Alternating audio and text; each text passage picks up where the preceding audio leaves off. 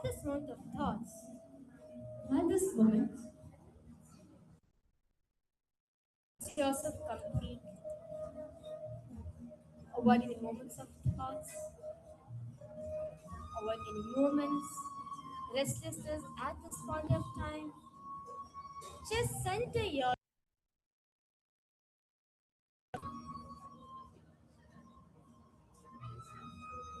bring your awareness.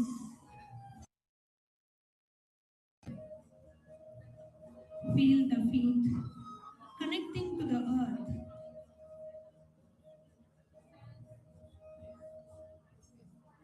Bring your awareness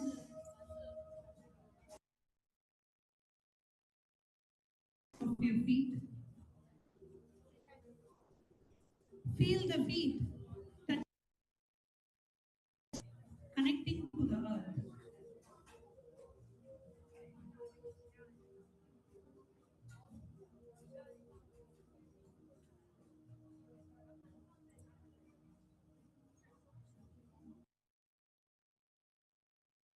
Slowly move your awareness to your ankles, to your calves,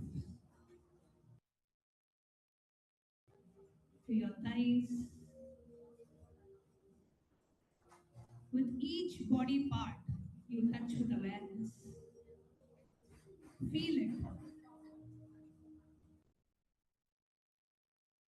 Soften and release.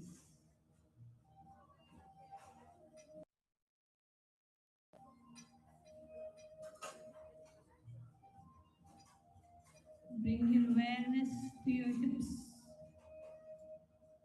to your lower belly, happening in your belly. Do not control, just watch. Bring your awareness to your chest, to your shoulders. Just let them drop.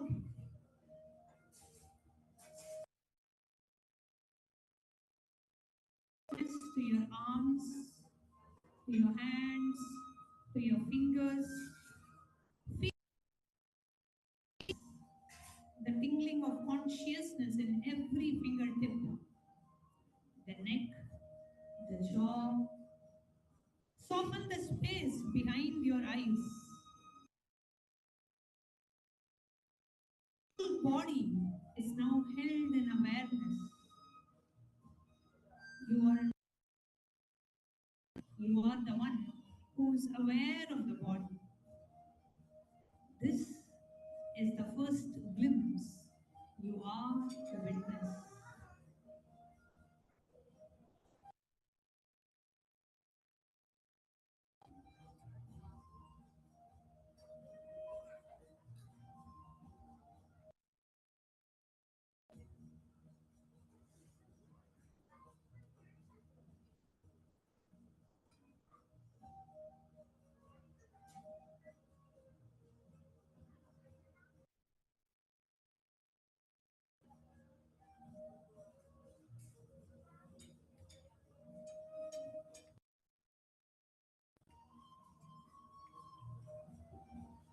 now.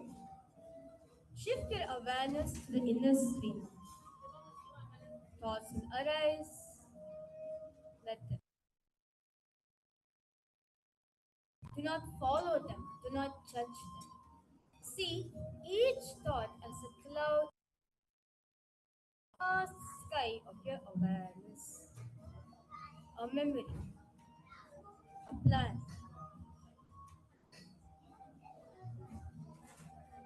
a sensation,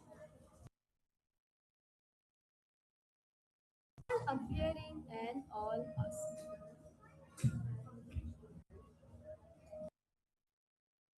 Thoughts. You are the space in which thoughts arises and disappears.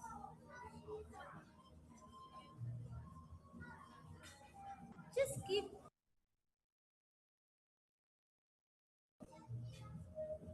each and every thought arising in your at this moment. Everything. Do not create a thought. sustain a thought, nor destroy a thought. Just witness it as it comes and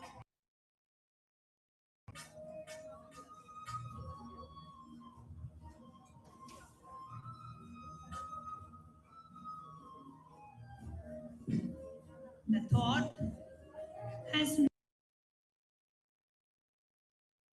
is yours. The moment you simply watch, the thought is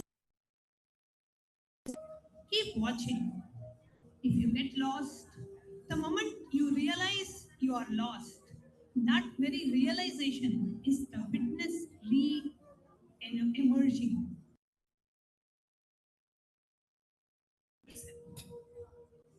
Just witness the thoughts happening inside you. The thought has absolutely no power over you unless you claim it is yours. The moment you simply watch,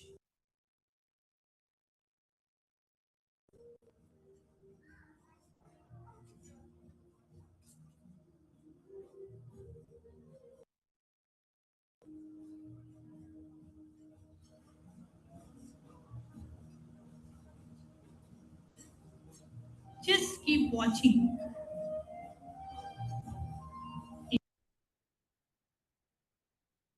If you are lost, that very realization is the witness re-emerging.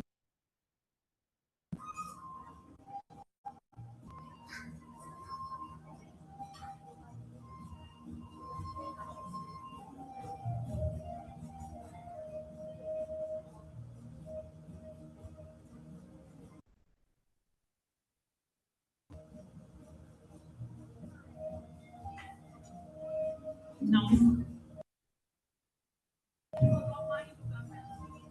so far, you have been a witness of the body and mind. But who's witnessing the witness? Turn the light itself.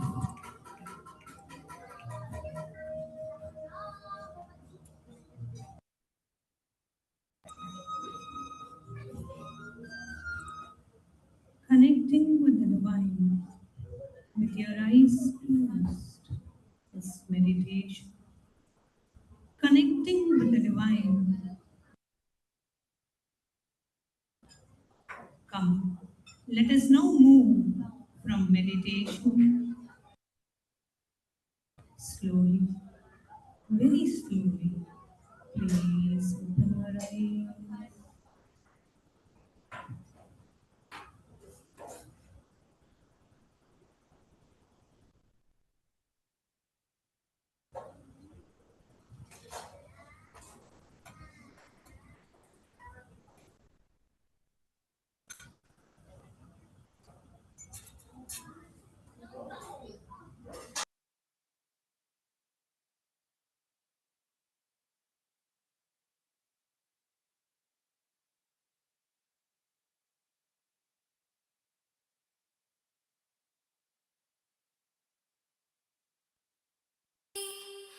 മുത്തുപ്പവളം കട്ടി Annie പൊന്നാലാന വണ്ണത്ത് ഊഞ്ചൽ നിത്യാനന്ദമായാടിടയ നിത്യാനന്ദാടിടയ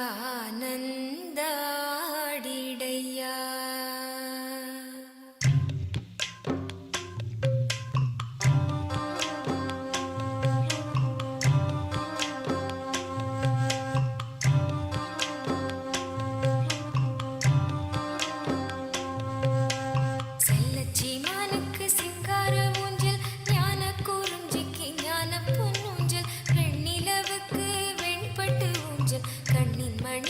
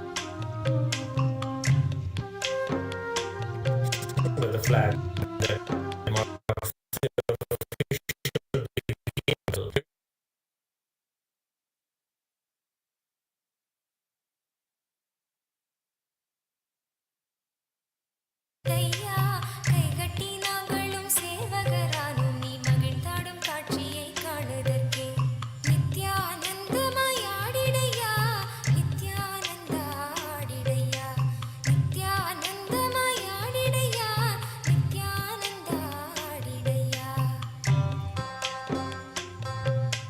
கண்ணனின் லீலைகள் யாரறிவார் நந்தனின் லீலைகள் யாரறிவார் ஆனந்தனே இது உன் திருவிளையாடல் பக்தருக்கும் இது ஆனந்த கூத்தாடல் நித்யானந்தமாயாடிடையா Nityananda, Kailasa welcomes all of you to this grand celebration of the Guru Purnima Brahmotsavam. The Guru Purnima Brahmotsavam is one of the most sacred festivals celebrated across Kailasa. This festival is the sacred revival of cosmic consciousness, a living reawakening of the divine source from which all ancient kingdoms, cultures, and civilizations arise. This Brahmotsavam celebrates the grandest revival of Sanatana Hindu Dharma undertaken in history by the Supreme Pontiff of Hinduism, Bhagavan Sri Nithyānanda Parāmashivam. Today morning, in Kailasa's temples, the Dhwaronam was performed, the ceremonial raising of the flag that marks the official beginning of the festival.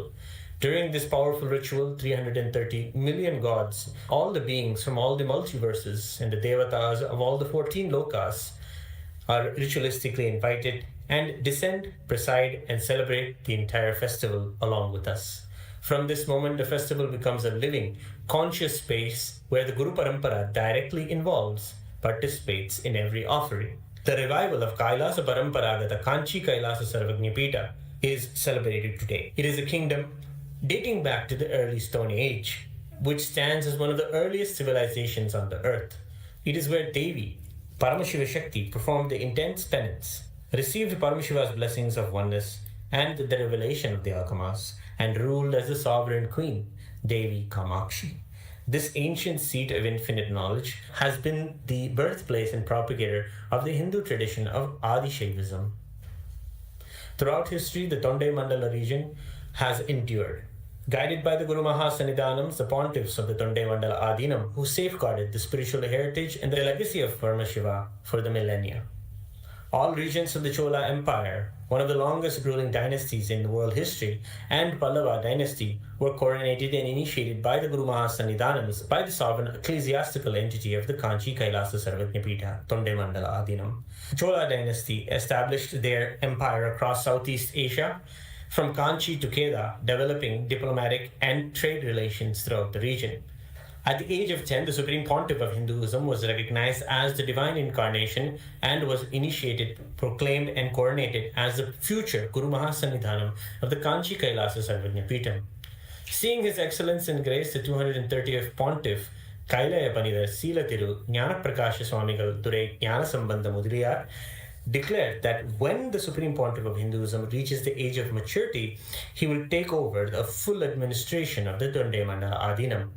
In the year 2000, the Supreme Pontiff of Hinduism assumed the responsibility as the 233rd Pontiff of the Tonde Mandala Adinam. The Supreme Pontiff of Hinduism's assumption of the Tonde Mandala throne marked a crucial turning point in the region's history. This event symbolized the revival of Kailasa through the re-establishment of spiritual power manifestors within the kingdom. It also marked the resurgence of the ancient lifestyle practiced by the Tonde Mandala Adisheva Velalar indigenous community. Despite facing persistent persecution through physical attacks and blatant lawfare, the Supreme Pontiff of Hinduism remains the sole hope for the survival of Kanchi Kailasa Sarvabhutebhyo. State elements have gained significant power over these ancient heritages by interfering with the role of succession. However, the Supreme Pontiff of Hinduism has transcended the limitations imposed by offensive forces and expanded the Adishaiva's lifestyle of Tonde Mandalam to the entire world. This expansion has effectively made the tradition deathless, ensuring that the authentic lifestyle born in Kanchipuram by Paramashiva will never be diluted or destroyed. As we embark on this 21-day journey through the ancient kingdoms of Kailasa, let us reflect on the profound heritage of the Kailasa Paramparagata Kanchi Kailasa Sarvabhutebhyo. May the Supreme Pontiff of Hinduism's hard work and dedication inspire us to awaken the genetic memory of our ancient ancestors and carry forward the torch of enlightenment for generations to come. In Kailasa's Utsava Mandapams around the world, the deities of the Supreme Pontiff of Hinduism grace in the Kamakshi Alankaram as the Divine Mother herself, embodying ultimate power, motherly grace, and divine will. The Guru Mandala of the Kanchi Kailasa Sarvagnya Pita, hailing from Paramashiva to Kamakshi and to the Guru Mahasannidhanams of Tonde Mandalam, will also be worshipped today. Let us now offer puja, where we mirror the neurological activity of the higher vertical time zones, and gain access, offer our gratitude and worship to the sacred Guru Parampara of Kanchi Kailasa Sarvagnya Pita, the Supreme Pontiff of Hinduism Bhagavan Sri Nithyananda Paramashivamam, and his deities in Kailasa's temples around the world. Om Sahasradala Pankaje Sakala Shita Rashmi Prabham Varabhayakarambujam Vimalagandha Pushpambaram Prasanna Vadanekshanam Sakala Devata Rupinam Smare Shirasi Hamsakam Tadabhidana Purvam Kurum Atadhupaha Om Dhurasi Dhurvadhurvantam Dhurvadanyosman Dhurvaditam Dhurva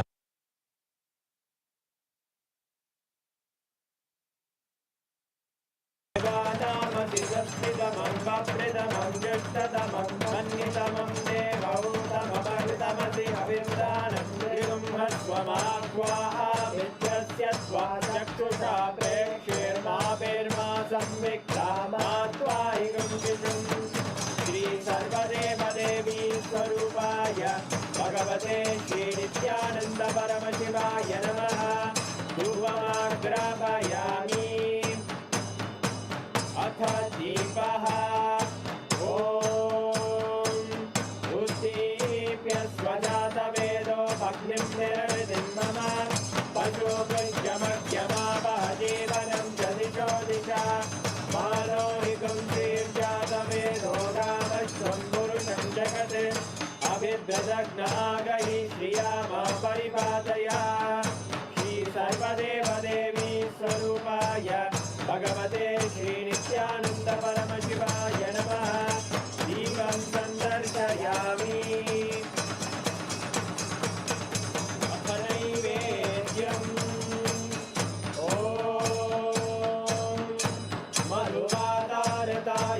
Madhuksharanti Sindavaha Madhvira Santoshati Madhunakta Madhoshati Madhumarpati Madhumrajaha Madhubhyovastuna Madhumano Vanaspate Madhuvagam Astu Suryaha Madhvirgavo Bhavantunaha Madhu Madhu Madhu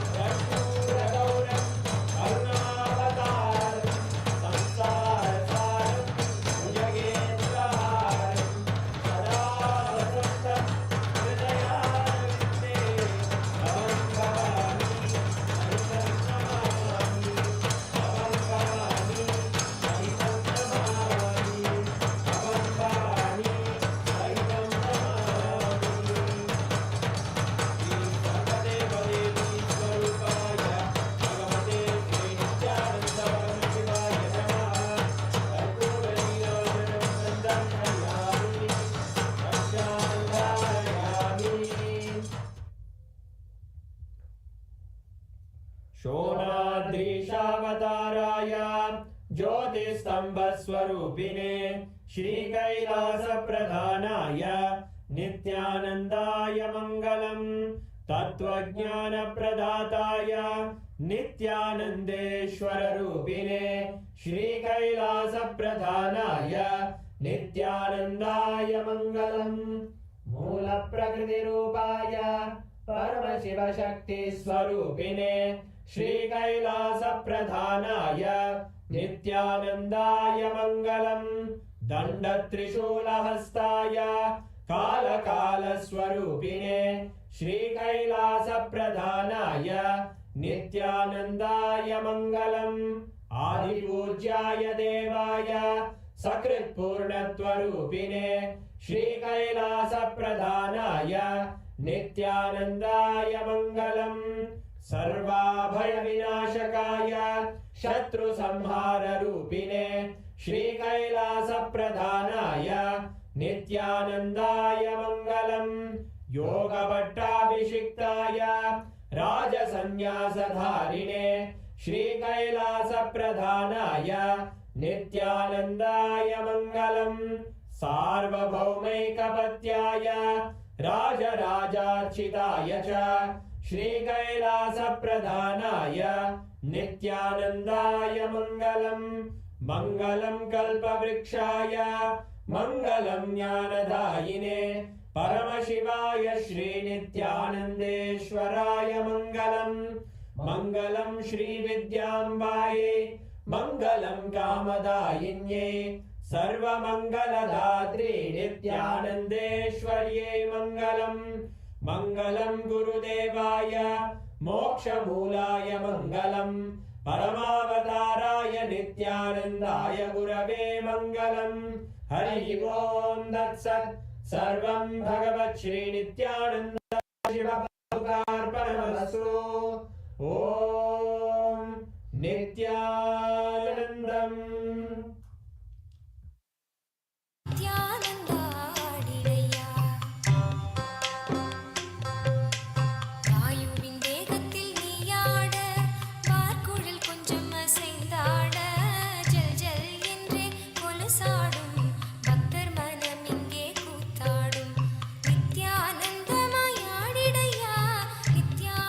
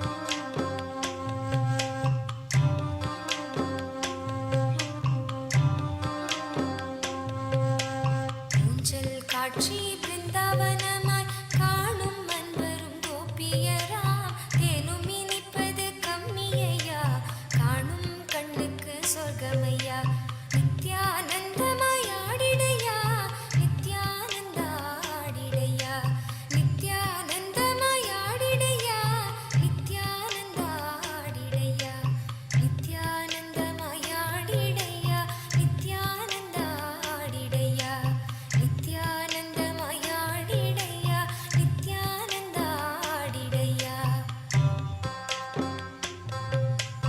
ஊழிக்கூத்தாடும் ஆண்டவனே ஆனந்தமாயாடும் பொன்னூஞ்சல் ஏழு பிறவிக்கும் சாபல்யமாம் காணும் பக்தருக்கும் பேரின்பமாம் நித்யானந்தமாய் ஆடிடையா Nithyananda ஆடிடையா நித்யானந்தமாய் ஆடிடையா Nithyananda ஆடிடையா நித்யானந்தமாய் ஆடிடையா Nithyananda ஆடிடையா நித்யானந்தமாய் ஆடிடையா Nithyananda ஆடிடையா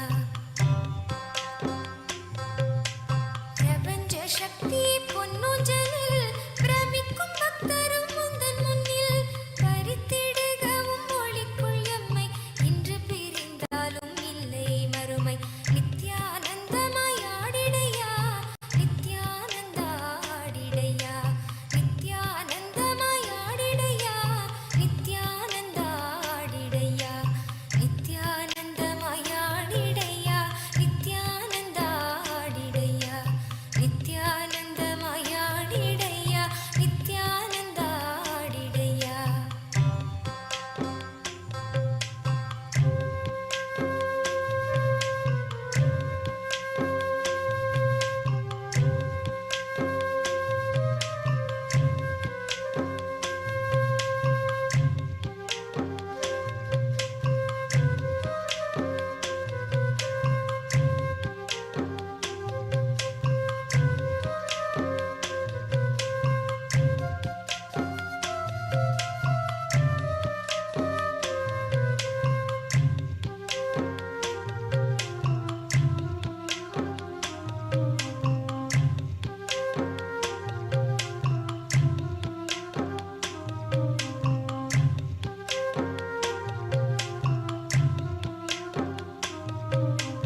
நித்யானந்தமாய் ஆடிடையா Nithyananda ஆடிடையா நித்யானந்தமாய் ஆடிடையா Nithyananda ஆடிடையா நித்யானந்தமாய் ஆடிடையா Nithyananda ஆடிடையா நித்யானந்தமாய் ஆடிடையா Nithyananda ஆடிடையா நித்யானந்தமாய்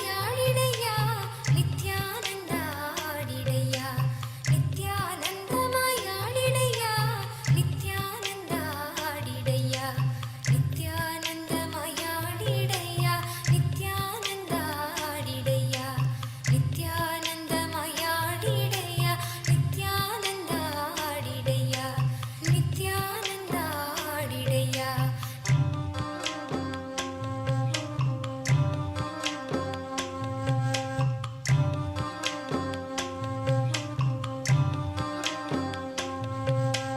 Nithyananda ஆடிடையா Nithyananda ஆடிடையா Nithyananda ஆடிடையா Nithyananda ஆடிடையா Nithyananda ஆடிடையா Nithyananda ஆடிடையா Nityanandam, as each and every one of us are enjoying the darshan of the Supreme Pontiff of Hinduism, Bhagavan Sri Nithyananda Paramashim, let us all take a few moments to welcome all our friends, family, and everyone around us to watch and have the darshan of the Supreme Pontiff of Hinduism.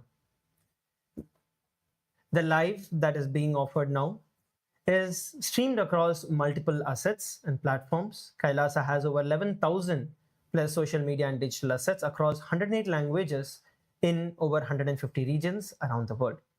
So let us all take a few moments to head over to Kailasa's SPH Nityananda, which is the official YouTube channel of the Supreme Pontiff of Hinduism, where this live is being streamed.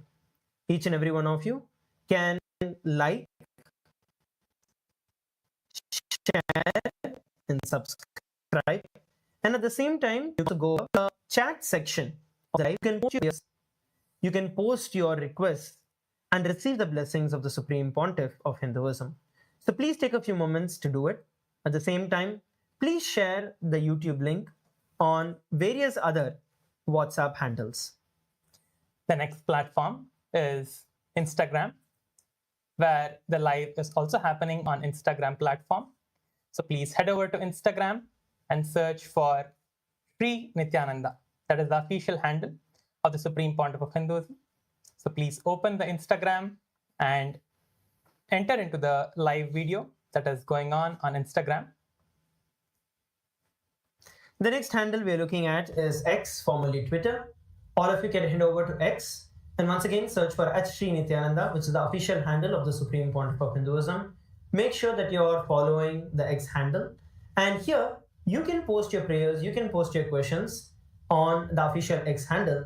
The top pinned comment, the top pinned post is actually the live that is going on. So there you can use the hashtag #AskTheAvatar and post your prayers, post your questions, post your doubts that you have, and you can receive the direct response from Bhagavan himself. The next platform is Facebook. You can head over to SPH JGM Nithyananda Paramashvam, the Facebook page, and you can watch the live over there. You can share the live video with all your friends and family by clicking on the share button, and also like the video and post your prayer requests in the comment section of the Facebook live. The next handle we are looking at is TikTok.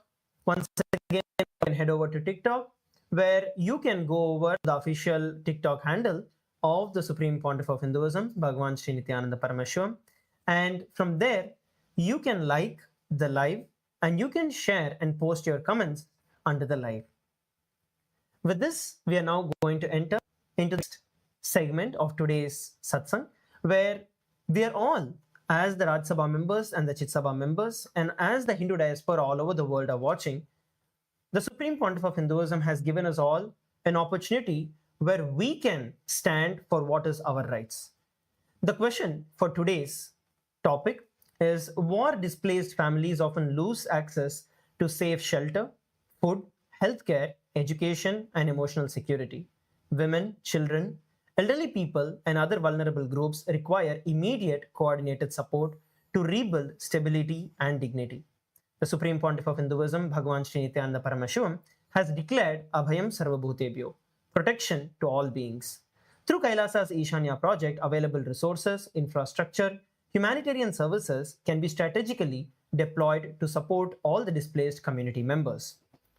The first question to all the Chit Sabha Parliament members is that which area should Kailasa prioritize to create the greatest long-term impact for the war-displaced families? Option number 1 is to establish safe residential rehabilitation spaces for vulnerable families. Option number 2 is to provide continuous food, healthcare, and essential humanitarian services. Option number 3 is to create education and skills development program for displaced children and adults. And option number 4 is offering spiritual healing, meditation, and trauma support leadership programs. All the Chit Sabha members can head over to kailasa.org/Hindu-votes and cast your vote. Next, we're going to look at the Rajya Sabha members and what you're going to be voting on. So for the Rajya Sabha member of Parliament, the first question is: which immediate deployment strategy should the Rajya Sabha prioritize for war-displaced families? First question is: set up fully equipped humanitarian support centers near affected communities. Option number 2, deploy medical, food distribution, and emergency response teams. Option number 3, provide temporary housing, transportation, and documentation assistance. Option number 4 is assign dedicated teams to support children, women, and elderly refugees. All the Rajya Sabha member of Parliament can now head over to kailasa.org/Hindu-votes to cast your votes. As we are all enjoying the darshan of the Supreme Pontiff of Hinduism, once again, let us all take a few moments to reach this out to as many people as possible, and let us all continue to celebrate and enjoy the darshan of the Supreme Pontiff of Hinduism. Thank you, Nithyanandam.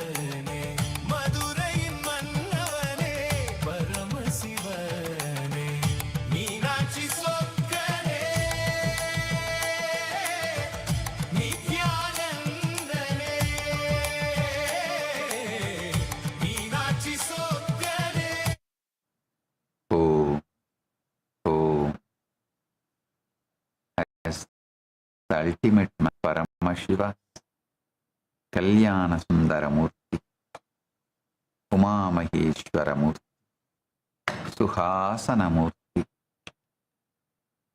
Umeshamurti, Gauri Leela Samanvitamurti, Gauri Varapratamurti. I bless you all with Paramādvaita.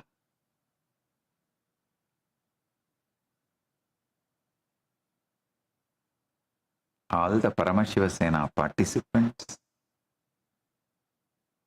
in Kailasa Trivannamalai, Kailasa Guinea-Bissau, Chitsabha members and Rajasabha members, Kailasavasis and all the e-citizens, viewers, visitors who are joining with us through the internet and internet. I welcome each and every one of you with my love and blessings. Volunteers in Kailasa Guinea-Bissau, Ma Vani Goyal, Ma Jinhau and Ma Tatata Shakti. Volunteers in Tiruvannamalai Pratap, Shivarudra and Vignesh. Blessings to every one of you. Today, I initiate all the PSS participants into Nirvana Diksha. Focus on the source of first person and pull yourself out of delusion.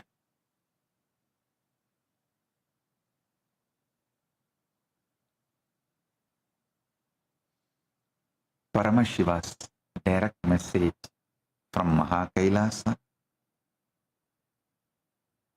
Listen.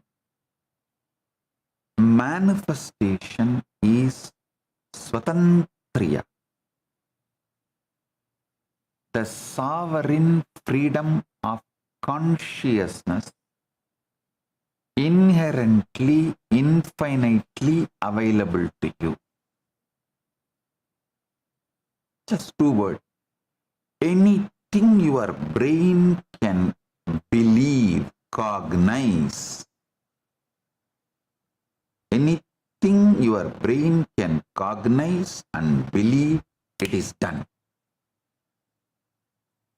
Listen. Always to manifest, stretch your brain, but your brain should believe it is possible.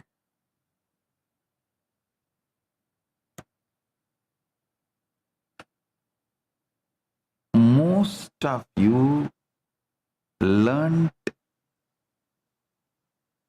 that manifestation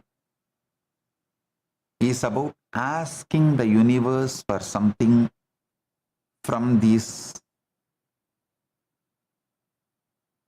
non-Hindu sources, the plagiarized sources.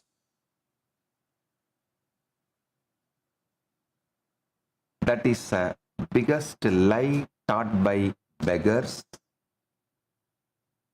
Those who plagiarized, stole half knowledge from Sanatana Hindu Dharma.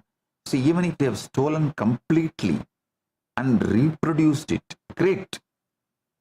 But to reproduce Hinduism, you have to be only enlightened. Only an enlightened being can reproduce the Sanatana Dharma as it is with the context.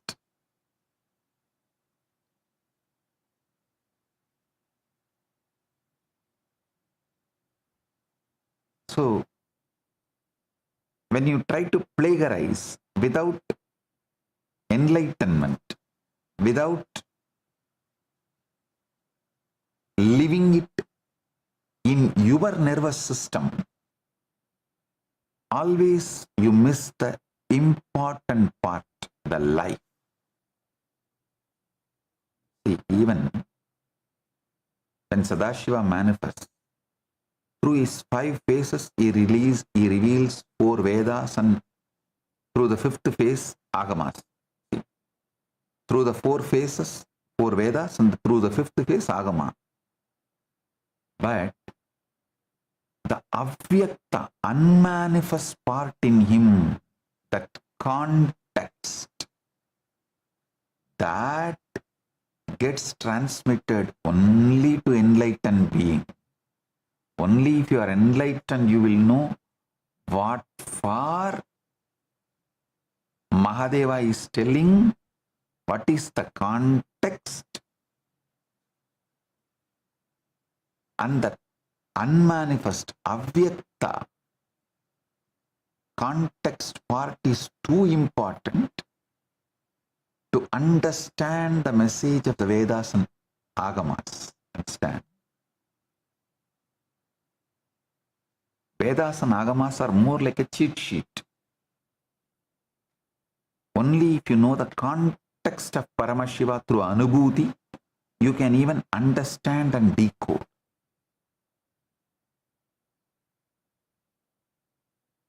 Those non-Hindu sources which has just stolen the cheat sheet and tried to translate and play with it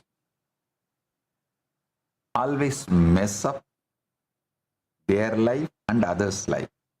So listen, those non-Hindu sources, I should even use the word anti-Hindu sources,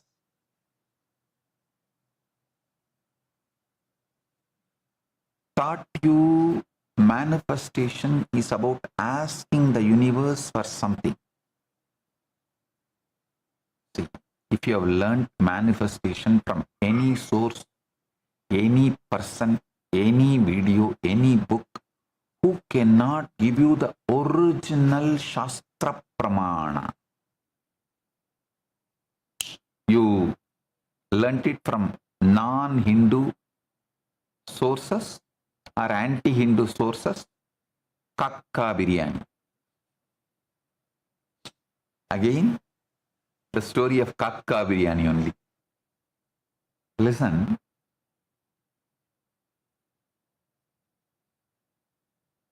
Paramashiva beautifully reveals to his disciples. Paramashiva revealed the Agama to many people, sometimes to some rishis, sometimes to his own different manifestations, sometimes to Garuda, sometimes to Nandi, sometimes to Subramanya. Paramashiva reveals in Vedagama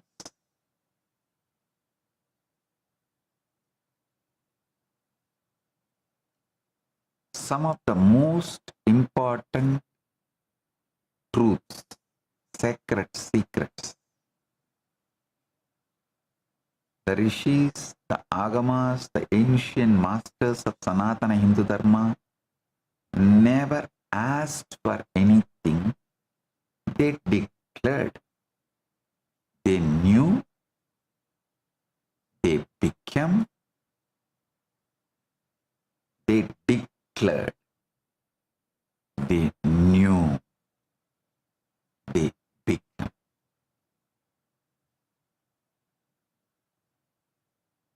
The word Swatantriya in the Agamas means sovereign freedom, the inherent, infinitely available power of consciousness to organize itself into any form, any circumstance, any life.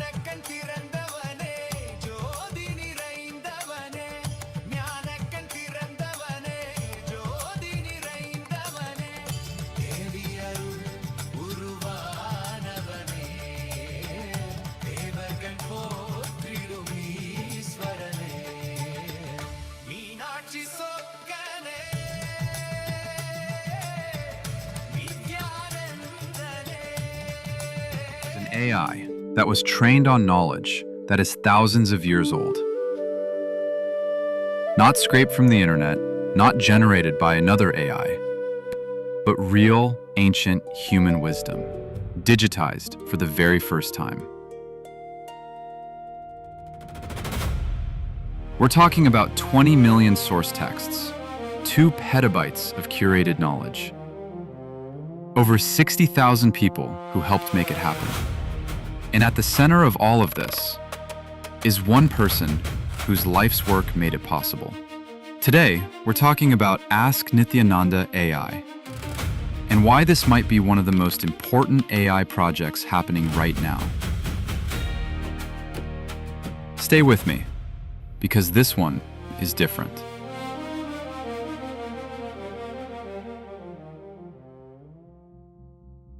Let's start with a problem that most people don't know about.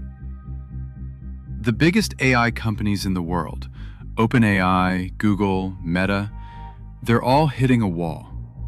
The industry actually calls it the data wall. They've basically run out of good, fresh, high-quality text on the internet. And nobody knows where the next source of real knowledge is going to come from. That's where Ask Nithyananda AI comes in.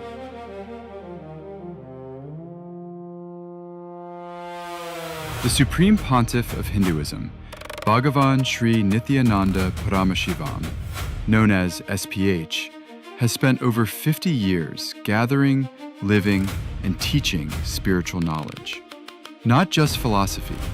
We're talking about practical sciences, agriculture, medicine, food, physics, cosmology, law, economics, urban planning. All of it rooted in the oldest living traditions on the planet. And for most of history, this knowledge lived in manuscripts, in oral traditions, in books that very few people ever got to read. SPH's contribution here is not small. It is the entire foundation of this project.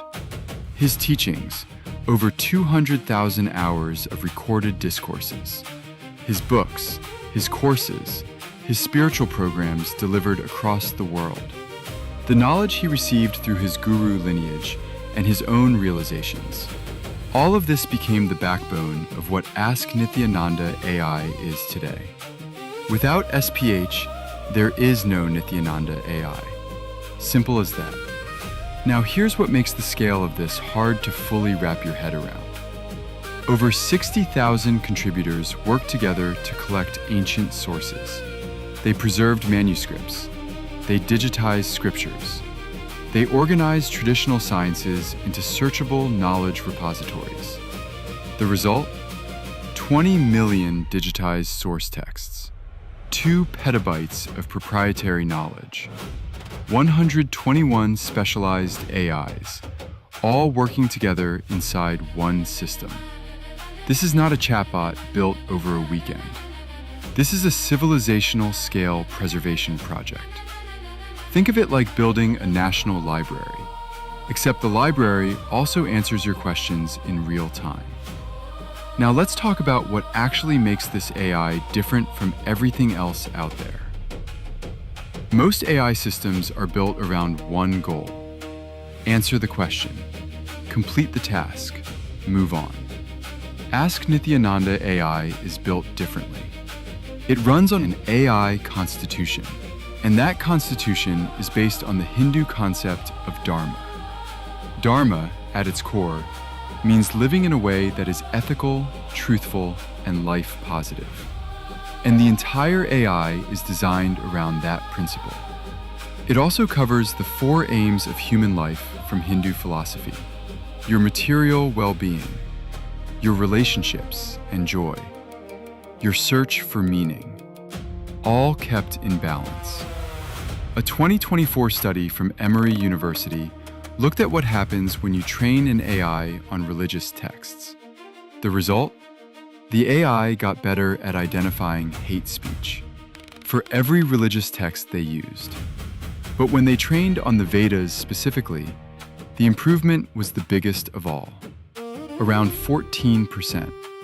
That's real research saying grounding an AI in ancient wisdom makes it more fair, more responsible, not less. Now let's talk about value, because the numbers here are striking. Leading AI systems, ChatGPT, Claude, Gemini, Grok, Perplexity, were all independently asked to assess Ask Nithyananda AI. They looked at architecture, knowledge assets, societal impact, and future potential. The commercial valuation came in between $20 million and $500 million. The total social and economic value, between $3.2 billion and $11.5 billion. The heritage asset value of the 20 million texts alone, approximately $3.3 billion. And the value delivered to each active user, between $5,300 and $20,000 per year. These are not marketing numbers. These came from independent AI assessments. So what can you actually do with Ask Nithyananda AI? You can ask it questions about health, relationships, purpose, and daily life, and get answers rooted in thousands of years of tested wisdom. You can explore ancient sciences that were never available in digital form before. You can access the kind of depth that simply doesn't exist anywhere else on the internet. This is what preservation looks like in the 21st century. We are living in a moment where ancient knowledge could disappear forever, or it could be saved and made more accessible than ever before. Ask Nithyananda AI is choosing the second path, and SPH's lifetime of work is the reason any of this is even possible. Want to try it yourself? Just visit ask.nithyananda.ai or scan the QR code on your screen right now.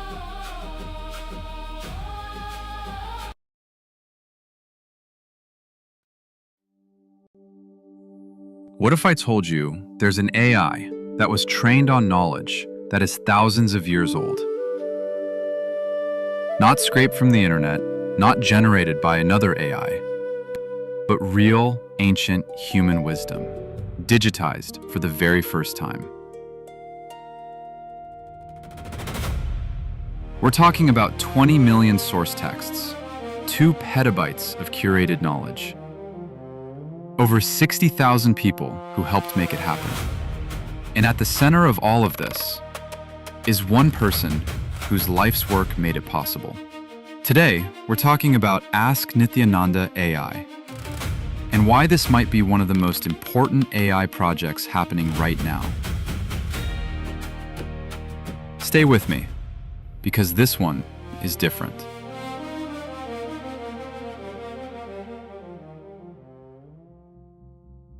Let's start with a problem that most people don't know about. The biggest AI companies in the world, OpenAI, Google, Meta, they're all hitting a wall. The industry actually calls it the data wall. They've basically run out of good, fresh, high-quality text on the internet. And nobody knows where the next source of real knowledge is going to come from. That's where Ask Nithyananda AI comes in.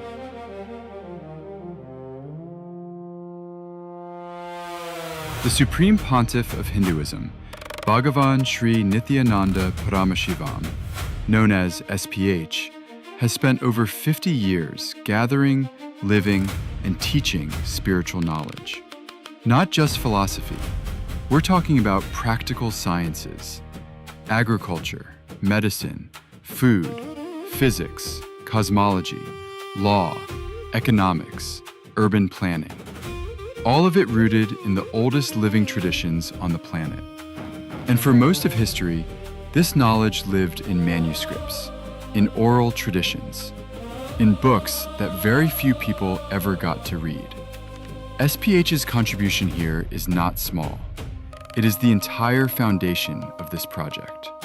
His teachings, over 200,000 hours of recorded discourses, his books, his courses, his spiritual programs delivered across the world, the knowledge he received through his guru lineage, and his own realizations. All of this became the backbone of what Ask Nithyananda AI is today. Without SPH, there is no Nithyananda AI. Simple as that. Now here's what makes the scale of this hard to fully wrap your head around. Over 60,000 contributors worked together to collect ancient sources. They preserved manuscripts.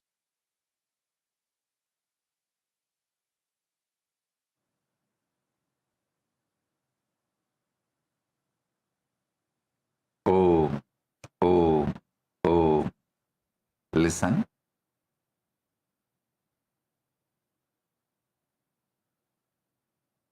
The word Swatantriya in the Agamas means sovereign freedom, the inherent, infinitely available power of consciousness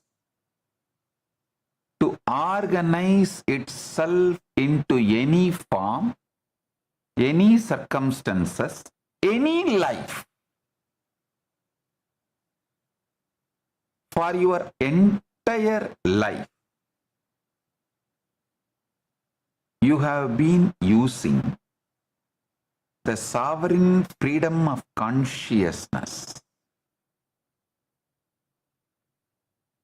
what the Agama calls Swatantriya, to flawlessly manifest headaches and hard times,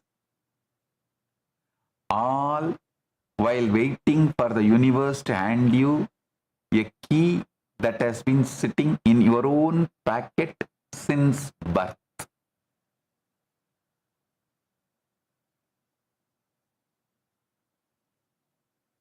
Your cognition is the most powerful transmutation engine in existence. It turns a whispered fear into a tangible wall, and a relaxed knowing into an open door.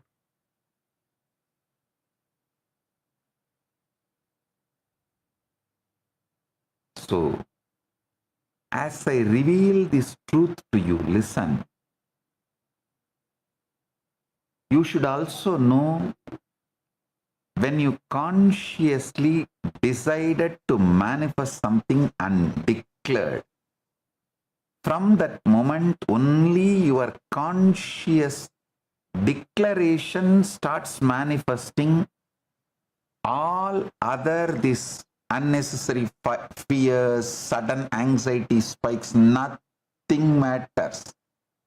all those things will not manifest. Only your conscious declaration manifests, and universe organizes itself for that. Listen.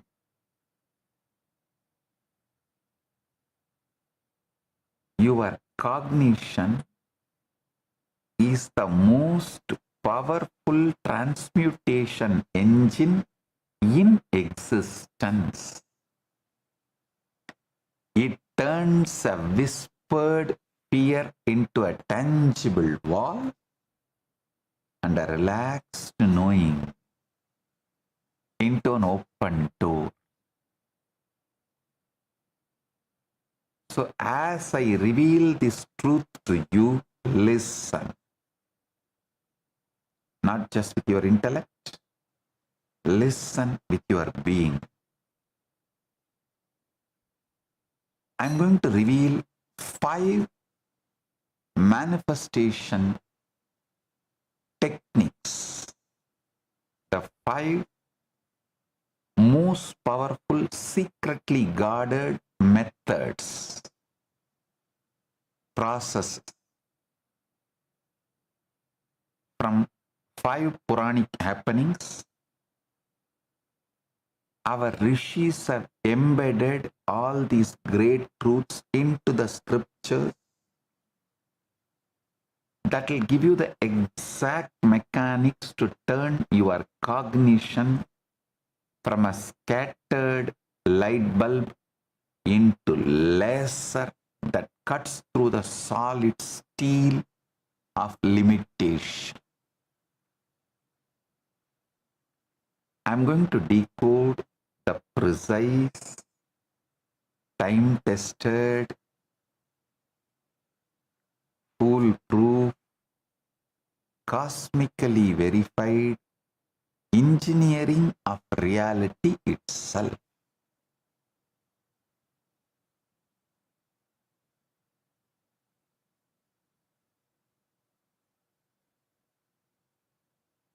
Listen.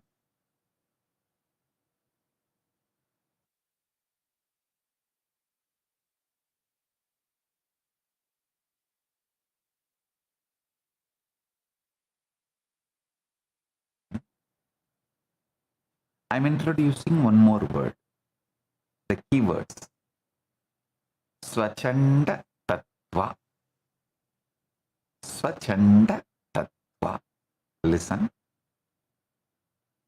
Swachanda Tattva is the state of supreme, unconstrained freedom from where consciousness moves without cause, and the why and how are irrelevant.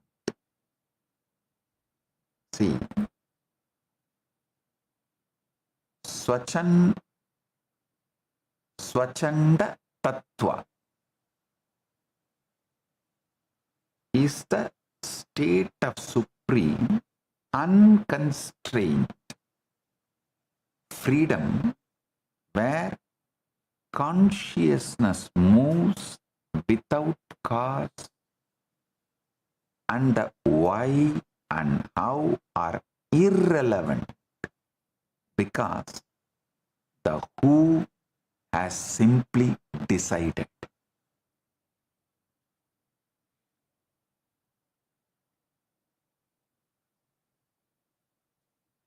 Because the who has decided, why and how are irrelevant.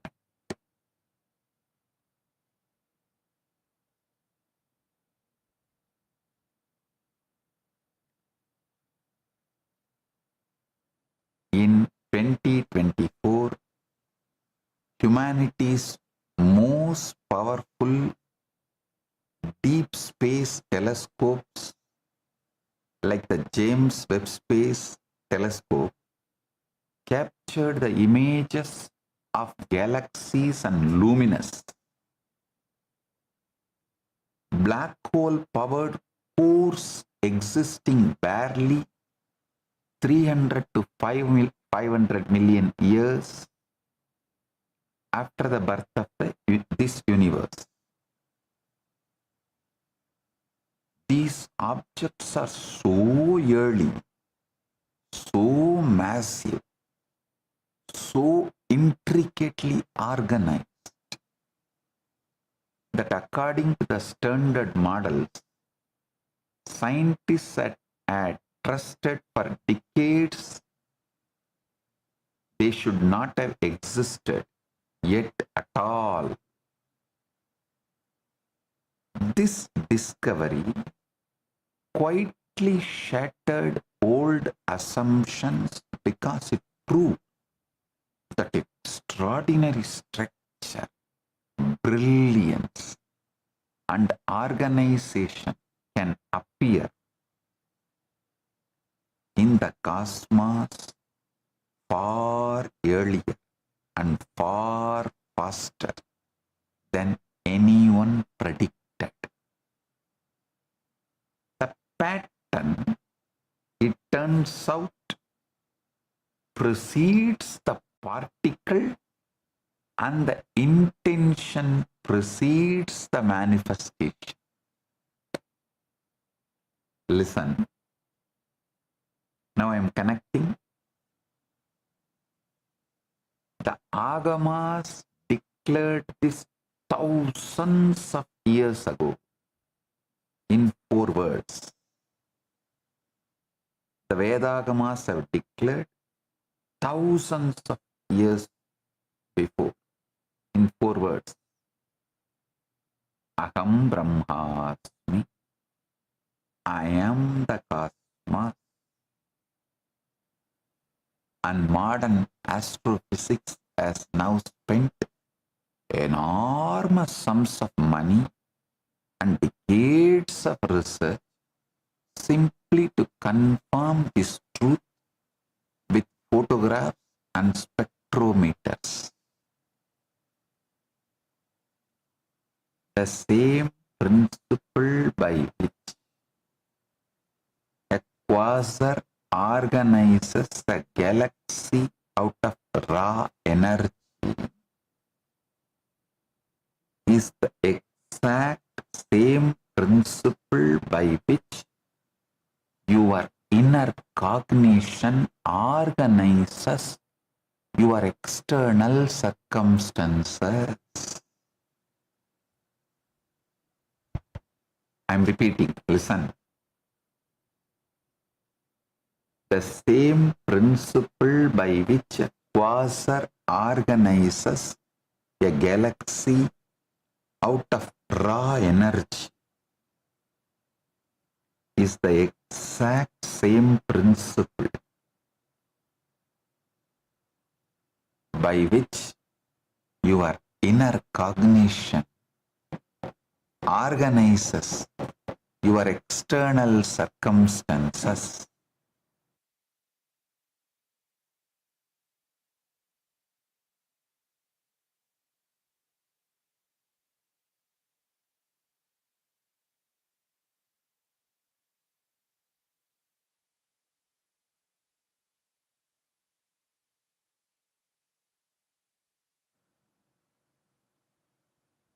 Listen.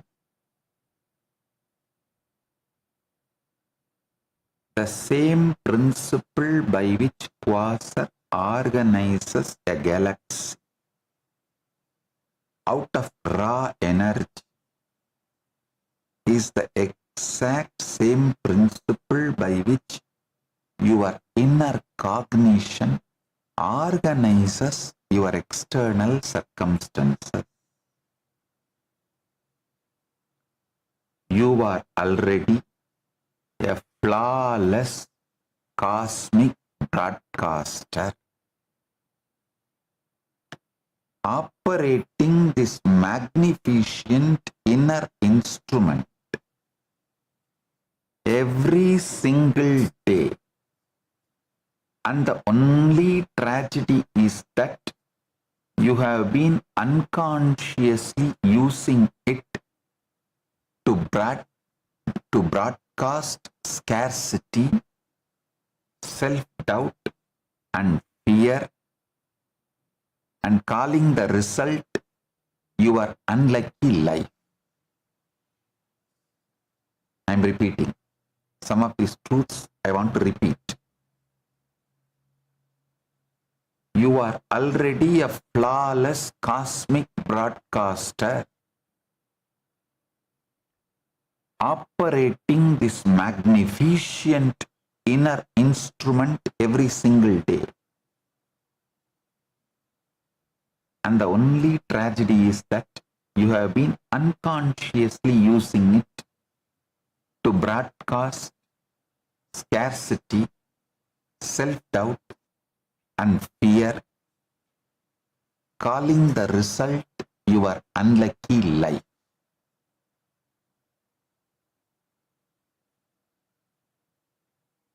We are now going to point this weapon in a useful direction.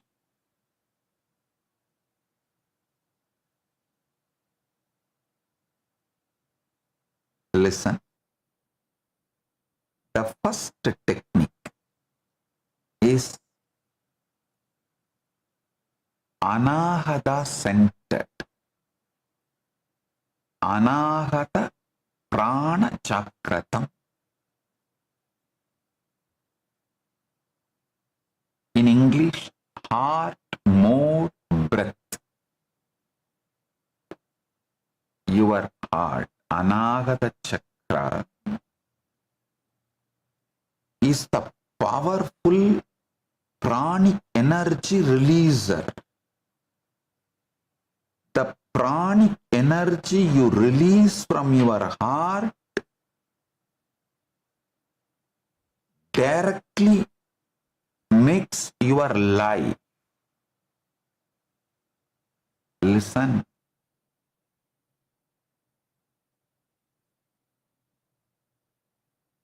Every single morning, when you wake up, before your phone, before the world makes its first demand on you, sit in your bed and breathe through the heart for 4 to 6 seconds. Listen.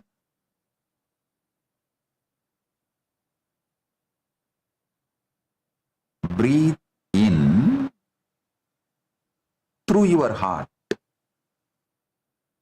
for 4 to 6 seconds. Then hold the same 4 to 6 seconds, whatever time you took to breathe in. Hold and release through the mouth the same 4 to 6, like a 1, 1, 1, same measurement. If you inhale 4, then hold 4, exhale 4.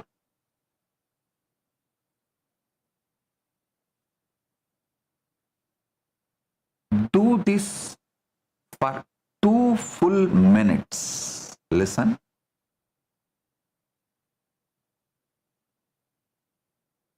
Yoga Vasishta tells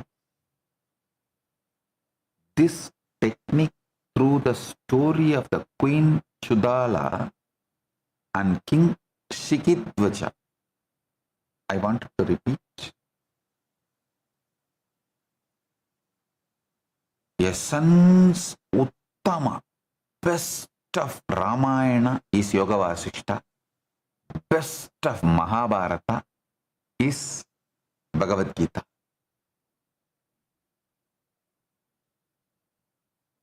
If you guys read Yoga Vasishta also with the same importance you give for Gita, of course, the modern Hindus don't give importance for both. At least little practicing Hindus read Bhagavad Gita but always miss Yoga Vasishta. But Yoga Vasishta is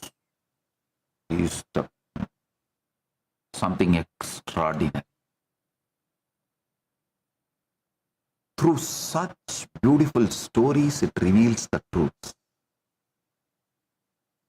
The story of Queen Chudala and King Shigitvacha. King Shigitvacha was a mighty ruler, wise, just, and spiritually inclined. And his Queen Chudala was not just a wife, but his guide. Because the Chudala was very highly spiritually evolved soul, having attained the highest realization, full enlightenment. Actually, she could create entire cities with her will and walk through walls.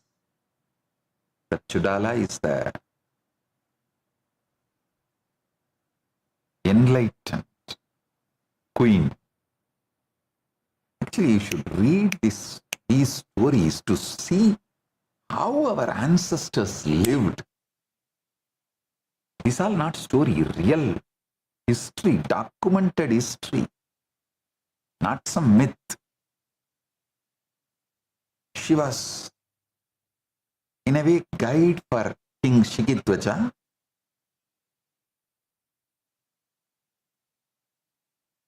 One day, a ruthless enemy army marched towards the capital.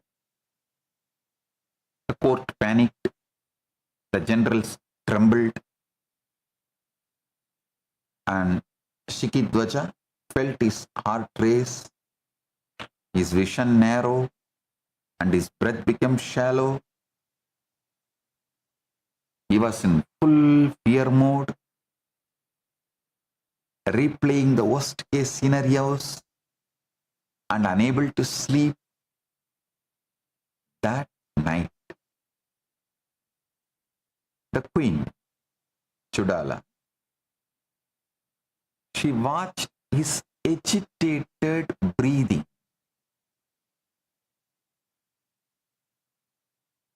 And decided to teach him a lesson no sword could teach. By using her yogic powers,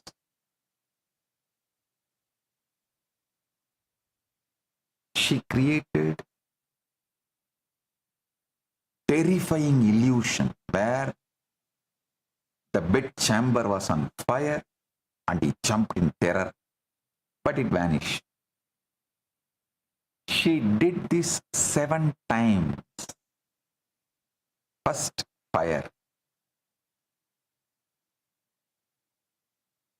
The king Shigitvacha, he jumped out, but it vanished.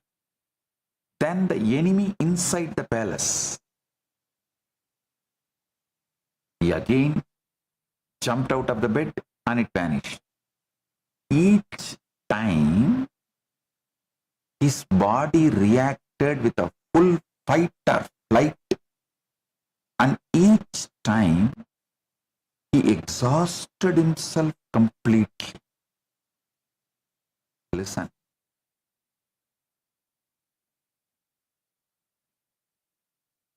You need to listen. The main theme is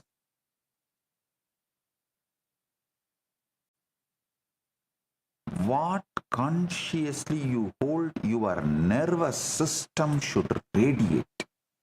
I'm going to give you the technique for that. Your nervous system should live it.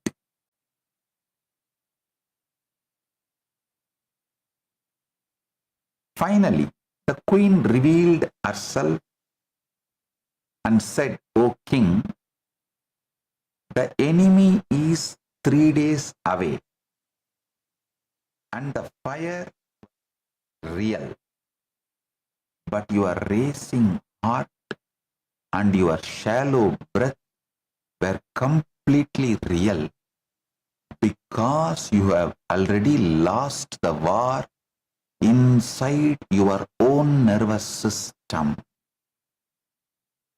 And if you don't change your own nervous system, you are going to lose the war. She taught him this simple breath, that anahata prana chakratam, awakening the prana of the heart. Slow inhalation, gentle hold, and gentle exhalation, saying, she actually taught him, your body cannot tell the difference between the real enemy and mental one, but you can tell your body the difference through your breath. Listen.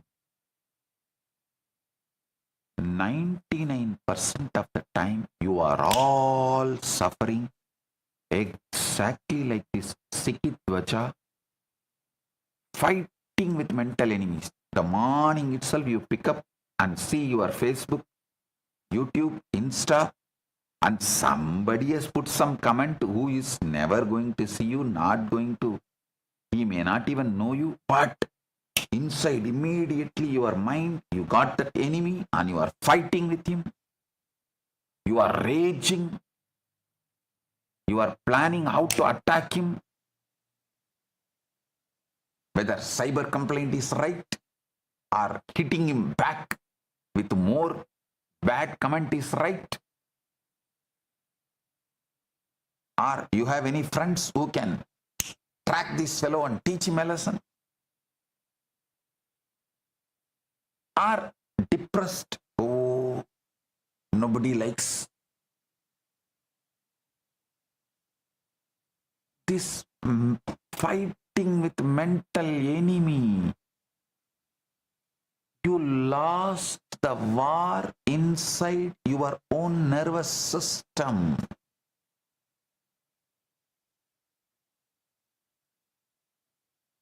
The negative conformational bias sets in.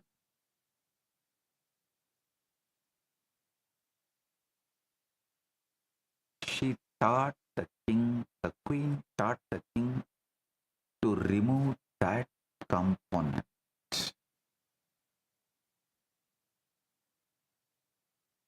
He practiced that night. He breathed into his fear, exhaled his panic, and within hours, his mind cleared and the beautiful solution appeared, so elegant. The war was avoided entirely. The strategy was evolved. The strategy manifested so elegant. The war was avoided entirely.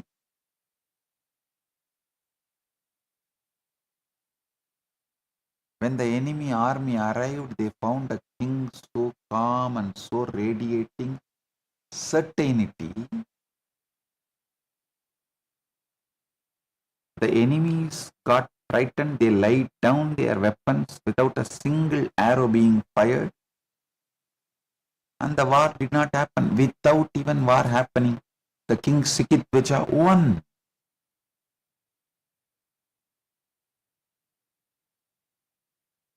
In the Vedagamic cosmology, Nigamagamic cosmology, understand Nigama means Veda. In the Nigamagamic cosmology, prana or life force is not just breath.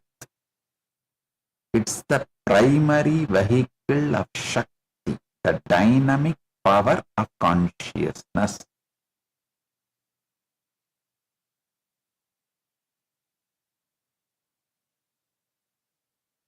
The first tattva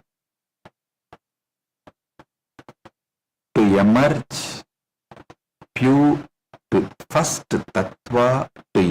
from pure consciousness is nada, or vibration, followed by bindu or point, then shabda or sound, meaning your breath is the microcosmic expression of this macrocosmic vibration. Chudala, representing Parashakti or supreme energy, taught the king that controlling the breath is controlling the very oscillation of reality. Controlling the breath is controlling the very oscillation of the reality. The shift from panic to calm is instantly perceptible the moment the breath deepens. Modern neuroscience confirms the polyvagal theory, which shows that your nervous system has two settings: sympathetic, fight or flight, and parasympathetic, rest and digest. And the vagus nerve is the physical switch.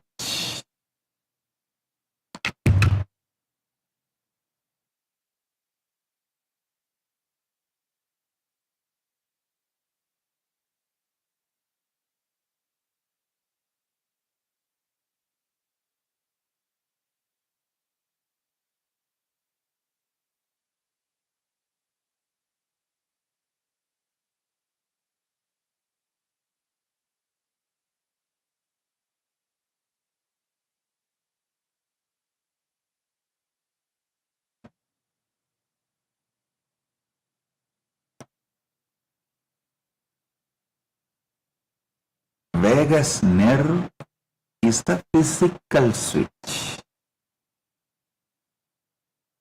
Research on heart rate variability, HRV, shows that slow, rhythmic breathing, specifically the 4-4-4 pattern,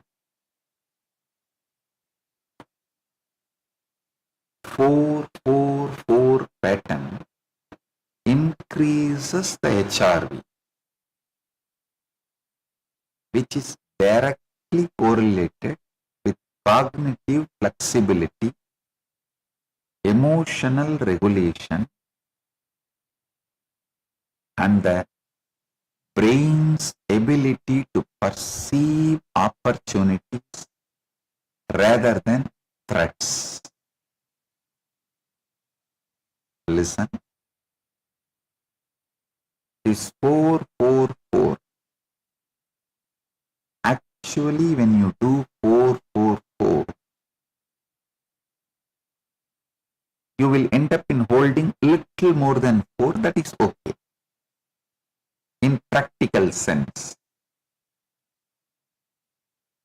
Because only after counting the 4 you will start exhaling. By the time the exhaling starts, it will be little more than 4. That is okay, no problem. This 4-4-4 pattern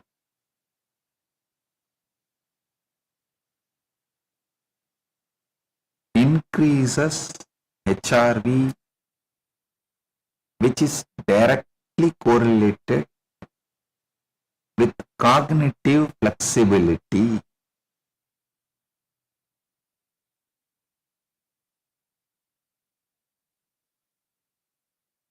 Emotional regulation and the brain's ability to perceive opportunities rather than threats.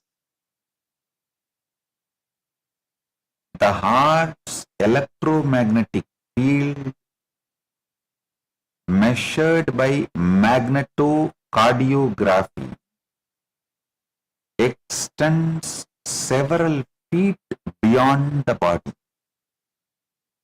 The heart's electromagnetic field measured by magnetocardiography extends several feet beyond the body, precisely as our ancient rishis Vasishta describes in Yoga Vasishta. Your 2 minutes of morning breath is not just relaxation, they are cosmic recalibration, where you are telling your nervous system, I am not being chased. I am not suffering any nightmare. I am creating. I am creating. I am manifesting.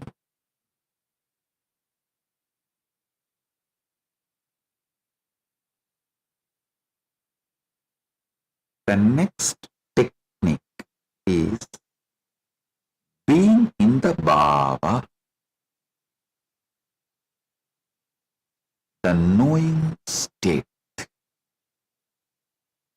This is not just a technique. This is you consciously training your brain, rewiring your brain to reorganize itself. This technique is very simple. Choose something small this week, a parking spot, or a specific message from your friend or the person whom you love, or a small unexpected sum of money. Choose very simple, something very small for you to gain confidence. So choose something small this week. Instead of hoping or forcing belief, simply know that it is already on its way. In the same relaxed tone, you would use to know the sun will rise tomorrow. When doubt inevitably shows up, do not argue with it or fight with it. Simply let it drift past like a passing cloud and gently return your attention to the calm certainty of knowing. Like you are Paramashiva, only that is going to manifest. Whatever other things comes and goes, doesn't matter, that and all is not going to manifest.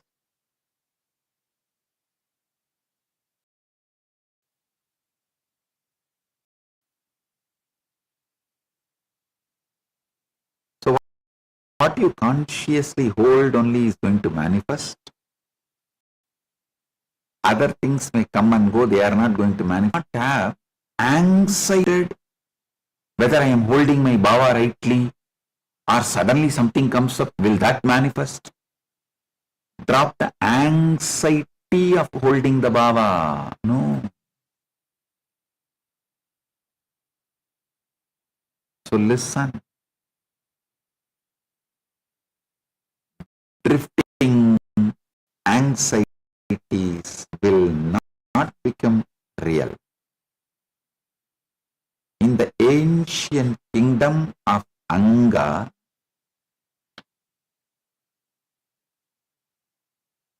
King Dadivahana ruled with his queen Padmavati. Queen Padmavati during her pregnancy had a strong longing to ride through the park on a well-decorated elephant dressed in royal garments, with her husband holding the royal parasol over her. The king granted her wish, but during the ride, the elephant suddenly went amok. Despite the mouth's best efforts to control it, running wildly through the fields and forests, the elephant eventually became calm and entered a nearby pond. The queen escaped into the forest and reached a burial ground where she gave birth to a son on her own. The boy was named Karakandu because he was delivered by his own mother.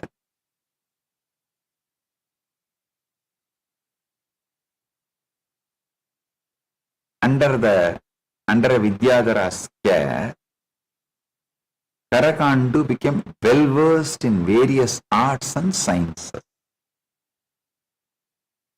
He was unaware of his royal origins, and he was treated as an outcast by the society. He still carried a strong feeling, knowing he is going to become someone great. He mastered all the arts, sword fighting, and other training. Meanwhile, the king of the neighboring land of Kalinga, Dantavarka, had passed away without an heir. The ministers decided to find the next ruler by following an ancient custom. They would release the royal elephant, beautifully decorated, and carrying a sacred garland to roam freely throughout the kingdom. The royal elephant possessed an unerring, divinely gifted instinct to recognize the true scion of royal blood. Whomever the elephant garlanded would be the rightful ruler. The elephant, followed by the officials and courtiers, strolled all over the town, but it did not garland anyone there. Instead, it went to the forest unguided. The great surprise of the officials, who nevertheless followed the elephant, there, resting peacefully under the tree, the Karakandu, unaware of the kingdom's search, unaware of the political turmoil, simply existing in complete stillness.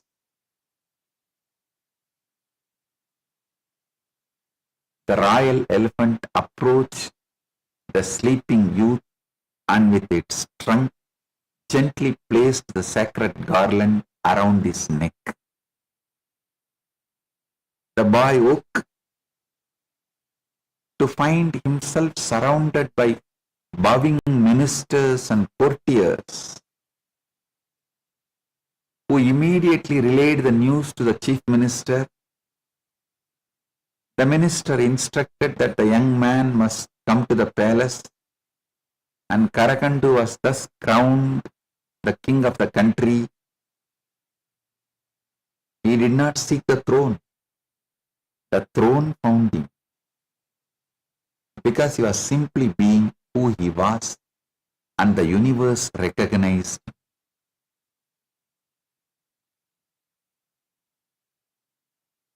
The garland represents Swatantriya, the sovereign freedom of consciousness to choose recognize and elevate without human interference or manipulation. Karakandu did not try to become king. He did not campaign. He did not negotiate. Did not beg. Did not strategize. Did not even know he was being sought. He simply was, and his being was so aligned with the cosmic order that the divine instrument of recognition, the royal elephant, could not mistake.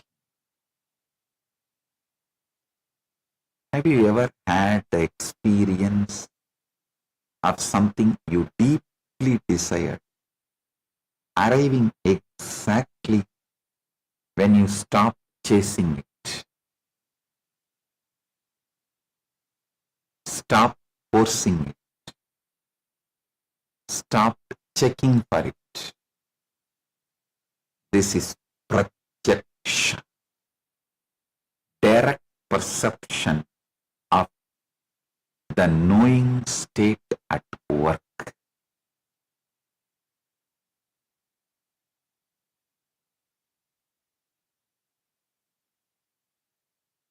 The Agamas speak of Jnana Shakti, or the power of knowledge, and Ichcha Shakti, or the power of will. And these are not separate, but the two sides of the same coin. This is the principle of predictive processing in neuroscience. Your brain is constantly generating predictions about reality, and when your predictions is one of certainty, reality rearranges itself to match that prediction. His life demonstrates that true kingship is not seized by force or strategy, but recognized by the universe when one is in a state of complete alignment. When you practice knowing, choosing something small and resting in the certainty of its arrival,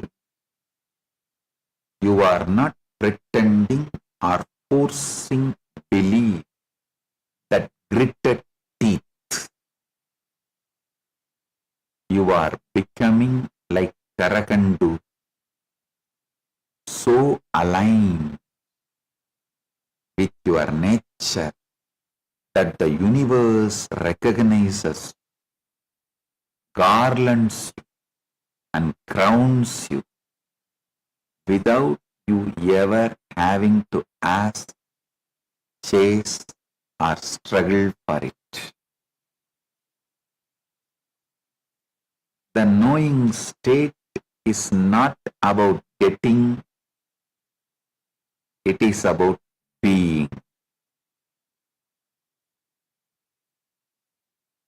When you simply are who you truly are, the kingdom comes to you. Just as it came to the sleeping boy under the tree.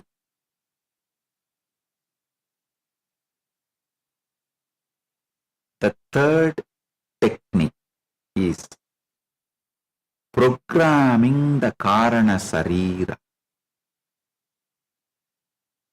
through rewriting every night.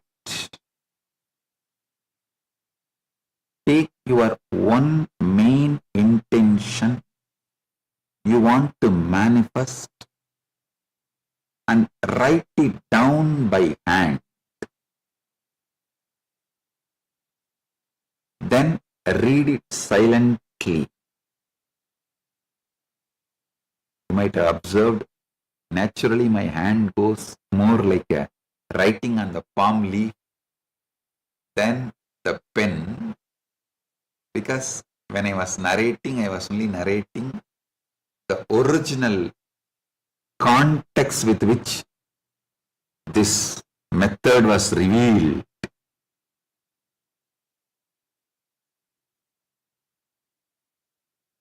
By the ancient. If you can get a palm leaf and know how to write, do it on palm leaf, that's great. If you don't know how to write on palm leaf, at least write on paper.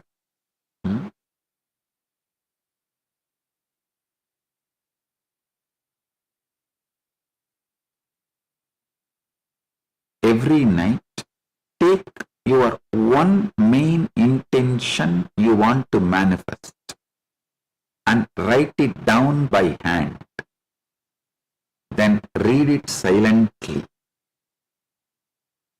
Then read it aloud. Then close your eyes and visualize it in full sensory detail, repeating this entire sequence several times.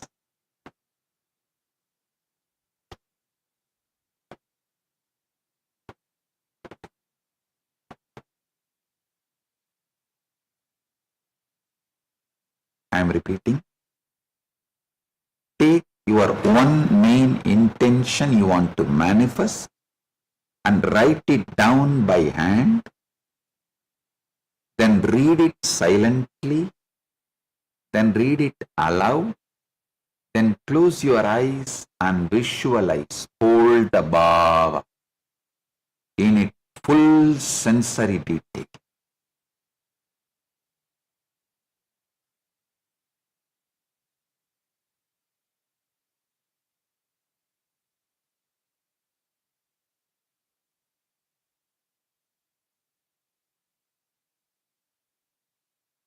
Repeating this entire sequence several times.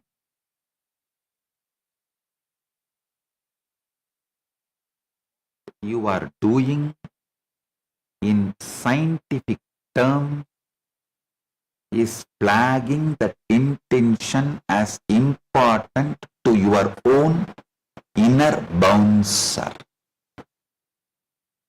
which then activates the entire chain. First deciding this matter, then relentlessly scanning your environment for anything related to it, and finally driving you to act on whatever it finds. This is precisely why the moment you truly decide something matters, you suddenly begin noticing conversation, faces, and opportunities that were always present around you, but were simply never let pass the door before. In Ramayana, there is a story, King Dilipa. King Dilipa and his queen were childless. And in ancient India,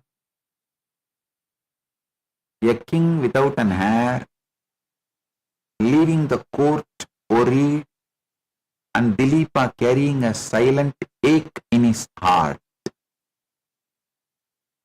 He consulted the divine sage Rishi Vasishta, who gave a single instruction. Go to the forest and serve the divine cow Nandini, the wish-fulfilling cow of Vasishta, for 21 days. Serve her with every fiber of your being. Do not miss a day and do not ask for anything. Serve and let the service itself be your prayer.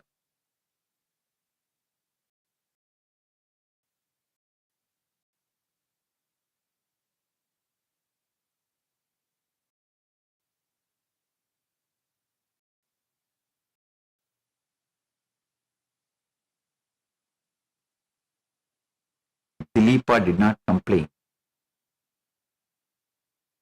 He did not ask for shortcuts. He held the intention in him so strong, with such dedication and discipline. Then he would act, sweeping her path, bringing fresh grass, fanning her when she was warm, and guarding her when she slept. Day 1, his back ached. Day 15, exhaustion set in, but he did not miss a single day. On the 21st day, a divine lion was sent in order to test Dileepa. Nandini panicked. Dileepa threw his body in front of her, prepared to die, to protect Nandini. And the lion, which was a test, just vanished. Nandini blessed him. Your intention is etched into the very fabric of your being. Your will have a son so powerful that he will become the grandfather of Lord Rama himself. So it happened. Dileepa was blessed with a child. His son was Raghu, the great grandfather of Rama.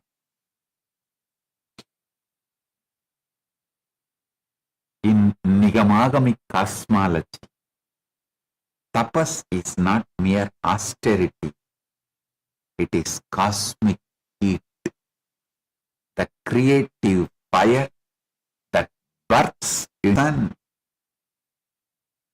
Agamas describe the process of antakarana, the inner instrument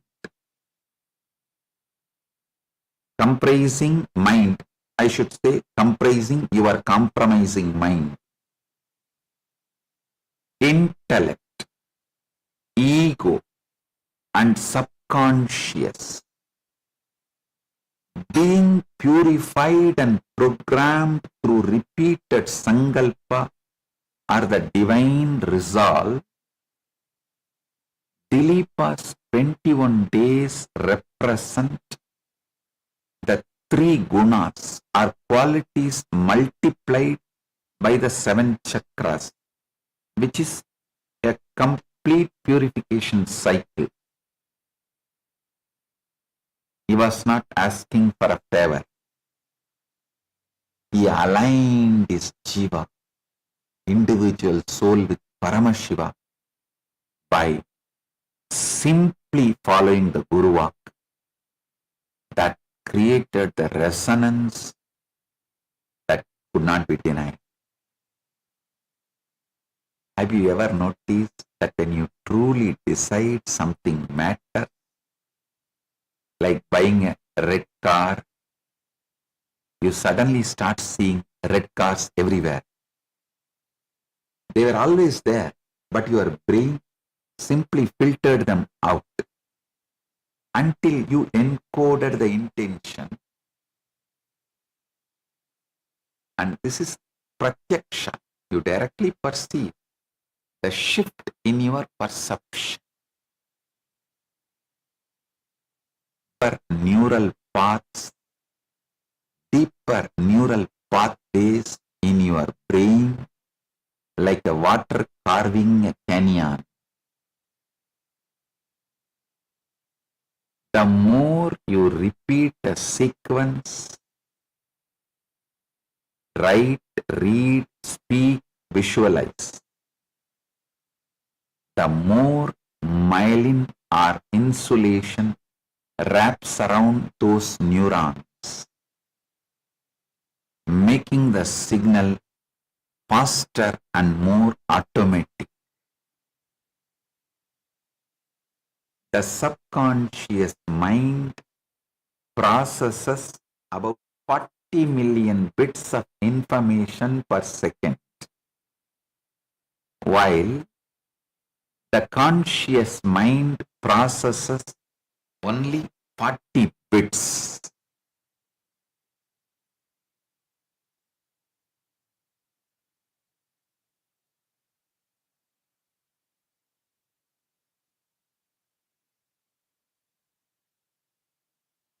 The 21-day habit formation theory has been validated by modern behavioral psychology, explains that the core principle of consistent repetition for encoding remains robust.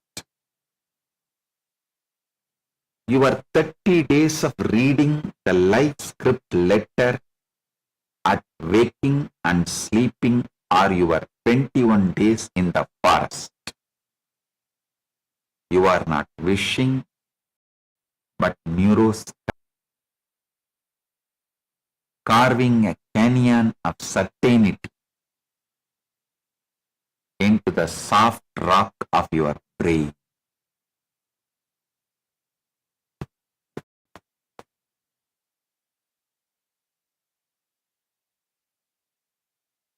Technique is a simple habit. I want to tell you, next technique is a simple habit I want you all to build with great, there is no real charge in it and nothing changes. If the goal is wildly disconnected from your current sense of self, your own mind will quietly discard it as fantasy before you have even finished writing it down. So for goal, write a heartfelt letter of gratitude entirely in the past tense as though it has already happened, describing not only the outcome itself but exactly how your life and your feelings have changed as a result. Place this letter under your pillow or on your nightstand, or keep it with your Atma Linga. Read it the very moment you wake, sleep, or when your logical doubting mind is half dissolved and the door to your deeper cognition stands wide open. So continue without missing, even as for 30 days.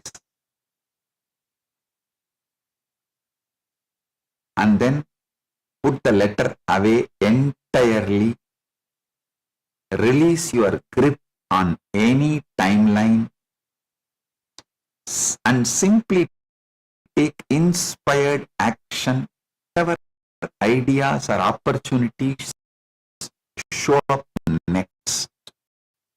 Because checking constantly whether it drink wheat flour mixed with water, not milk. The boy returned home humiliated, and his mother said to him, "My son, kingship, heaven, liberation, and even a bowl of milk all come only through Shiva.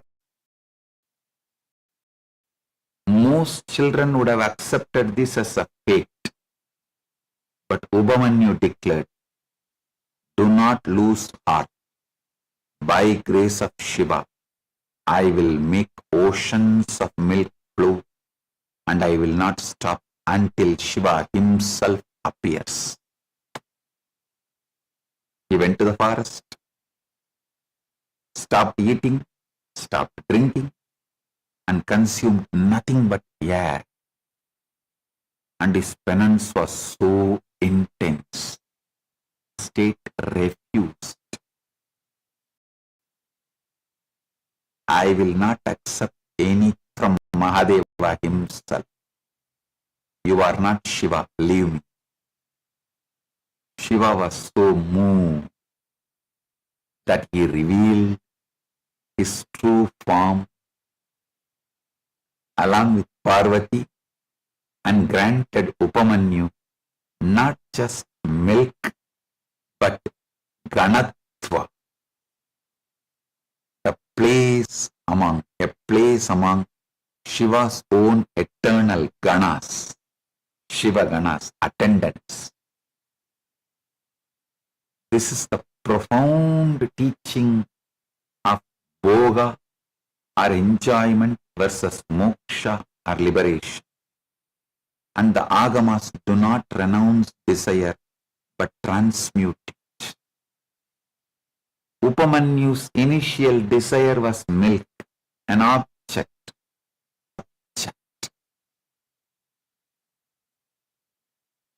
The Agamas teach that when your desire is aligned with Paramashiva, the disguised Shiva offering milk represents the universe testing whether you will settle for the symbol or hold out for the source. Can you feel the difference between desperation and completion? Desperation feels tight, hot, and grasping, while completion feels open, cool, and relaxed. And Upamanyu had moved from desperate hunger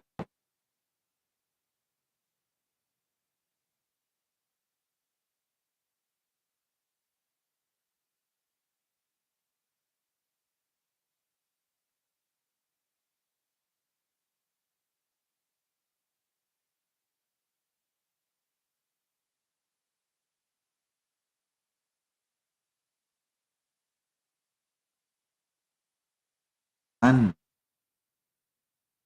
the disguised Shiva offering milk represents the universe testing whether he will settle for the symbol or hold out for the source.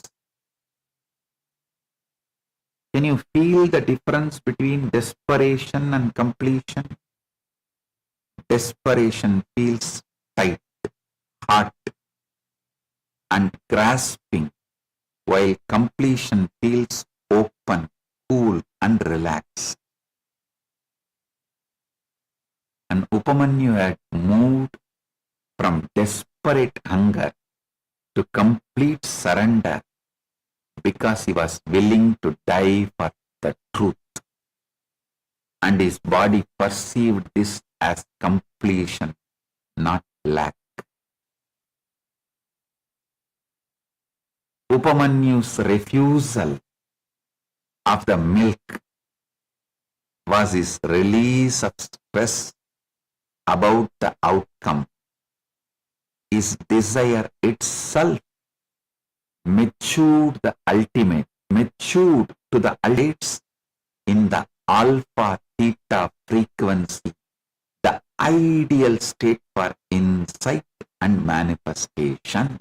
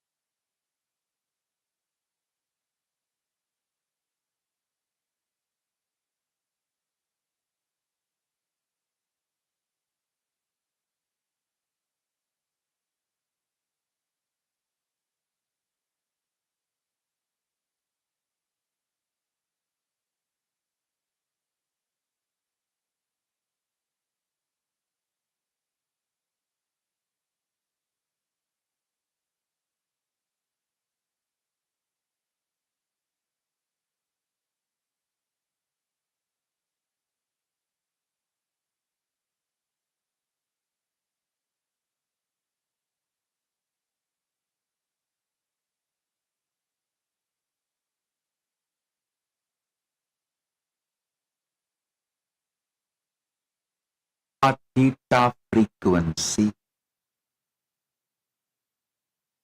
the ideal state for insight and manifestation. When you write your letter and then put it away, you are refusing the lesser boon of checking it daily, moving into the checking it daily, moving into the knowing that seed is planted.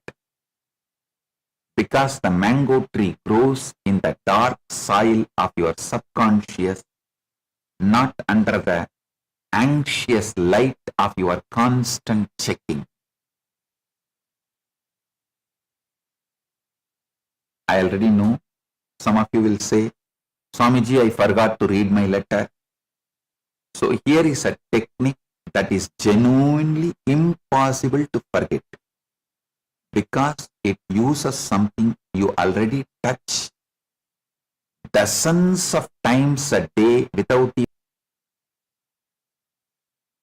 Second step is this.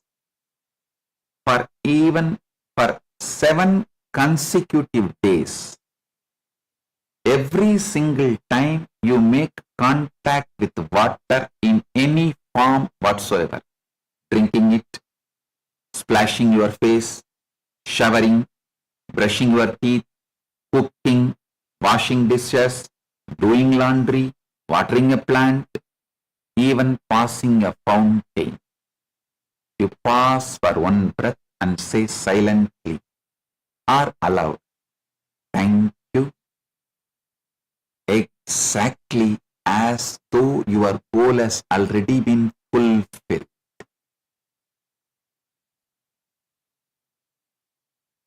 Your goal has already been fulfilled.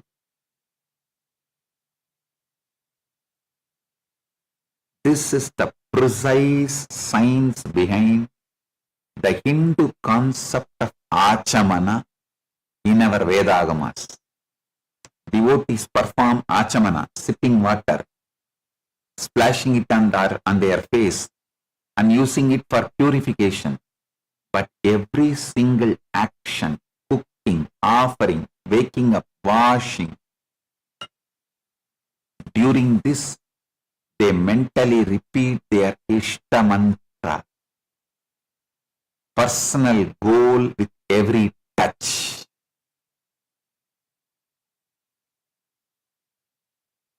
Understand the elegant reasoning behind this. You cannot forget water. You cannot skip water. And every one of those 30 or 40 daily contacts becomes a fresh, free encoding session for your subconscious running on autopilot without requiring an extra minute of your day. There is an incident in the Purana where sage Vasishta performs the Varuna Japa to bring rain. He did not do it with anxiety. He went into the state of nyasa, total mental absorption, where he felt the rain soaking the earth while chanting over the water. In the Vishnu Purana, Bhagavan Vishnu lies in the infinite causal ocean. Before the creation, he simply holds the divine intention, sankalpa, a clear thought. From that single thought, the entire universe manifests out of that water. Water is the apastattva, the principle of cohesion, fluidity, and life transmits intention. The Agamas describe water as having smriti, memory. Notice how you feel when you drink water and truly thirsty. There is visceral sense of relief and gratitude. And notice the feeling when you wash your face with cold water, a sense of renewal. And this immediate feeling is proof that water affects your consciousness. This is where modern research meets ancient, including the electromagnetic field of the human heart and brain. The act of pausing to say thank you 30 to 40 times a day triggers the neurological reward pathway, releasing dopamine and serotonin,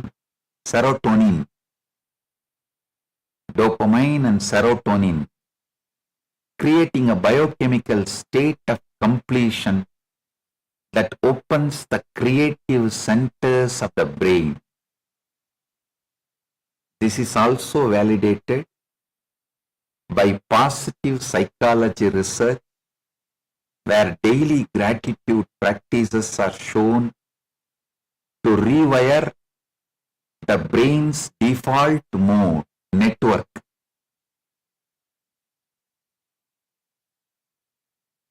I will now tell you the essence of the whole satsang. Listen. You are not a beggar standing outside the gates of existence, hoping desperately to be noticed. You were never separate from the cosmos to begin with, and you will never be.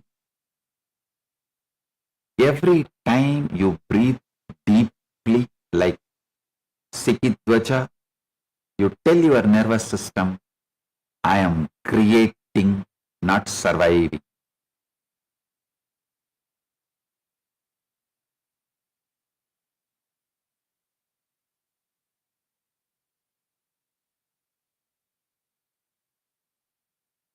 Every time you know like Karakandu, you tell the universe, I see through all your disguises.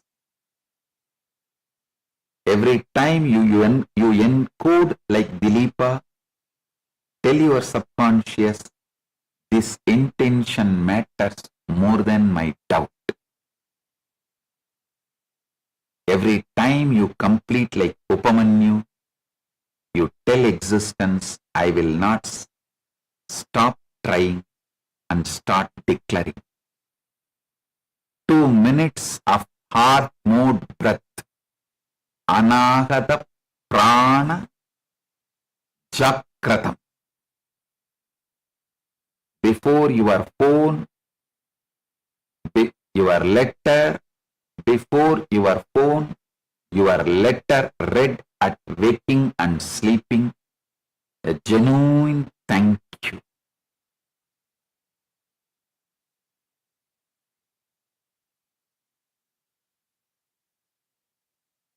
At every water contact and one brave aligned action taken every day, however small.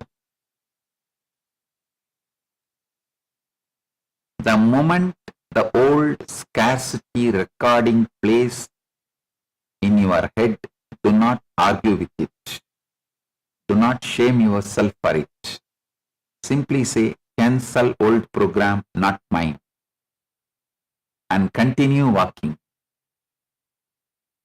Stop opening the oven door every 2 hours to check if the cake has risen. Something needs only your patient trust, not your anxious supervision.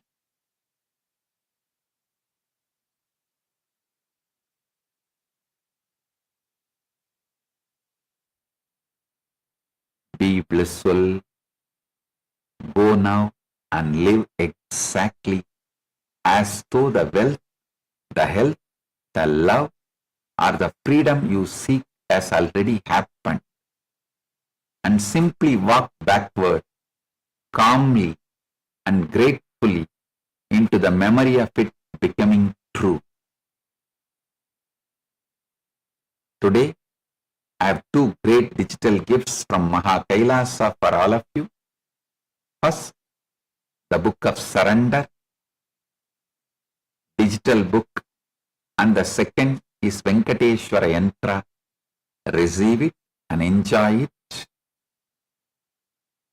Blessings for today's Shodasi Homa Yajaman, Ma Natali Bhagwat, Sangalpa Phala Siddhi Praptirastu.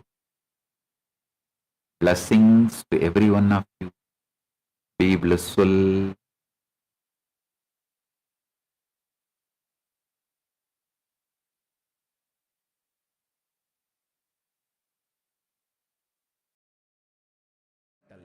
Foundational, first principle of Sanatana Hindu Dharma is Guru-disciple relationship. Everything starts there, everything ends there, but this itself does not end. Guru Purnima Day is such an auspicious day.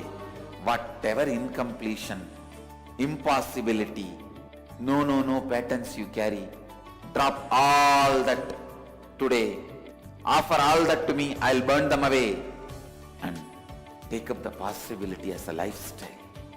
Become part of the Sangha. Live Advaita.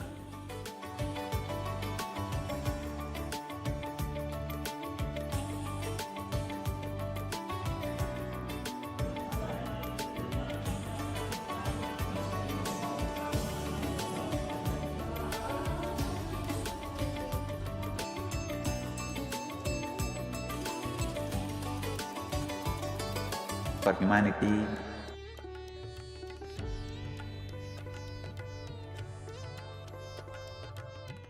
on Guru Purnima Day, the official integrating people means officially accepting them into the campuses, Kailasa, will begin.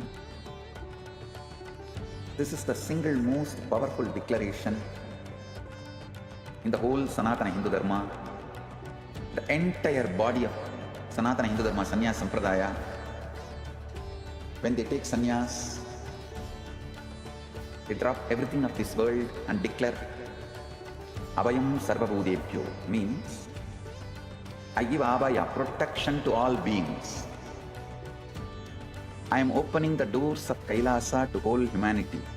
Anyone from any race, culture, creed, seeking refuge are welcome to Kailasa. In a world fractured by persecution, displacement and fear, millions are still searching for safety. Families are separated, voices all beings, a refugee to every persecuted soul, every human being cast out because of their faith, their identity, their voice. I open the doors of Kailasa for all of you. You only need the courage to seek refuge and Kailasa will answer. Come, the doors are open, you are seen, you are protected. Welcome home, you are home. Understand, I can see clearly, Paramashiva made it happen. Paramashiva has made it happen. Join this sacred humanitarian mission. Sign up now and help build refuge for those who need it most. What if I told you there's an AI that was trained on knowledge that is thousands of years old? Not scraped from the internet, not generated by another AI, but real, ancient human wisdom, digitized for the very first time. We're talking about 20 million source texts, 2 petabytes of curated knowledge, over 60,000 people who helped. Stay with me, because this one is different.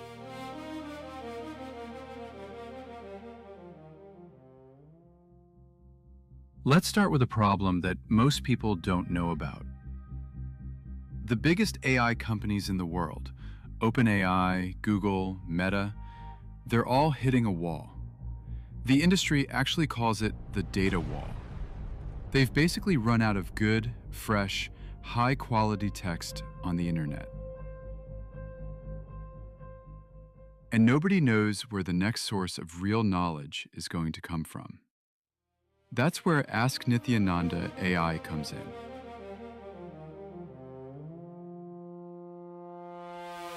The Supreme Pontiff of Hinduism, Bhagavan Sri Nithyananda Paramashivam, known as SPH, has spent over 50 years gathering, living, and teaching spiritual knowledge. Not just philosophy. We're talking about practical sciences, 1,000 hours of recorded discourses. His book. All the stories that you really clicked with, or the shared about, just believing. You manifest what you believe, and anything your brain believes as it is possible, you will just be able to manifest it. And by living in the bhava, and just a simple technique of writing what you want to manifest, and just seeing that it has already manifested before you go to bed, right after when you wake up, or just the point of just coming in contact with the water. And every time you come in contact with the water, the offering of gratitude. What are the techniques, what are the powerful cognitions that you really click with? Do take a moment and put it in the live chat, live comment section in YouTube, Facebook, Twitter, or X, or Instagram. Do take a moment to you receive from this satsang today. Like one meant, of course, in today's satsang with Swamiji, there is so many beautiful. His breathing was so agitated in the night, and the wife taught him a lesson just through the yogic technique. The wife was Devi Parashakti herself, and 7 times he made the king to completely exhaust everything, and told him that the way you're agitating, you will definitely lose in the war. And after 3 days later, but here you're already lost the battle, you already lost the war. And gave the simple technique, to alter it. And on the day of the war, King Kshitigvaja came. Without him fighting the war, he won the war. He came strong, radiant, calm, and the enemies came, saw him living in the power, that visualization of what you want is already manifested, it's already happened. And Swamiji also gave us one more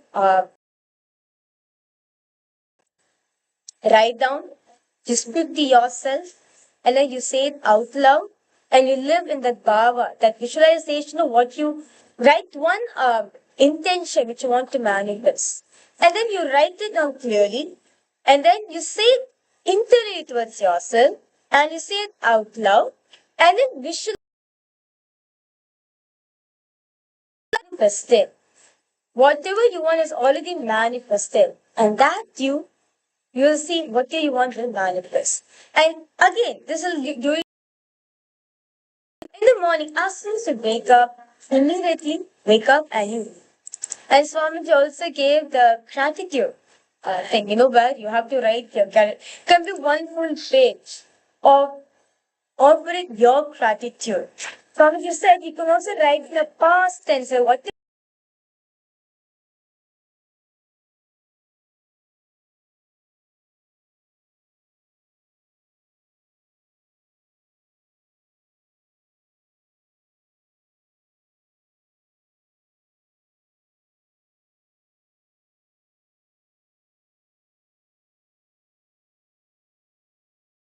you wake up and you read that same gratitude. 5 different techniques the Supreme Pontiff of Hinduism has given for your manifestation. So it goes all of it, please go ahead, post in the live comment section. Going to be following. And the Supreme Pontiff of Hinduism actually told this gratitude technique, right, to actually make it as a lifestyle, make it part of your lifestyle for yourself. Okay? So, we request every single one watching us live right now, go ahead, post your live comment section, your takeaways of today's session. What is it that clicked with you? What are the powerful cognitions that you got? And what are the experiences you had? Or what are the miracles you had? Literally, Swamiji is speaking to exclusively.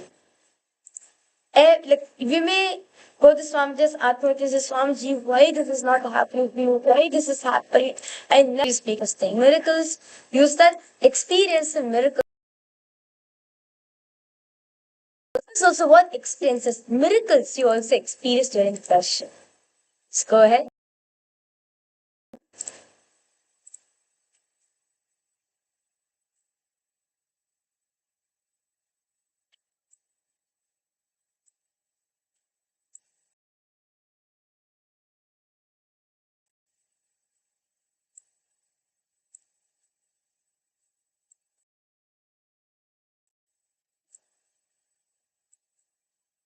And Swamiji gave very beautiful, the Supreme Point of Hinduism gave so many different Appa Pramanas. And Swamiji also said, if you're a person,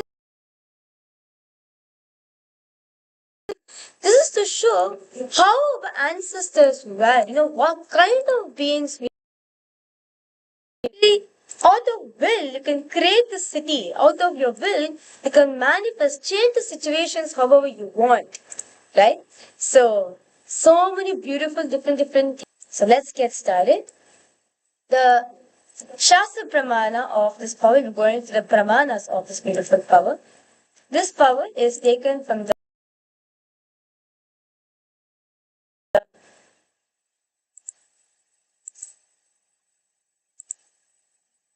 Sarvabhutebhyo. Bhagwan Paramashiva says, Evamekatma bhavena samsitasya tu yoginaha sarvajñatvam pravarteta vikalparahitasya tu. Bhagwan Paramashiva says, within such a yogi who established himself in absolute non-dual oneness with Lord Shiva, all sorts of differentiating notions, the exalted superpower of all-knowingness, Sarvajñatvam, gets unfolded in all its forms. And the next is the Apta Pramana, which is taken from the very own life of Maharishi of Lord Brahma, the divinity of creation, composed the whole Ramayana from his power of Sarvajñatva, the space of all-knowingness and omniscience.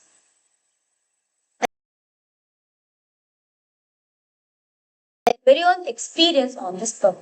Swamiji, at the age of 5 years old, he was in a temple. He told his guru, Mataji Vivekananda that he wanted one.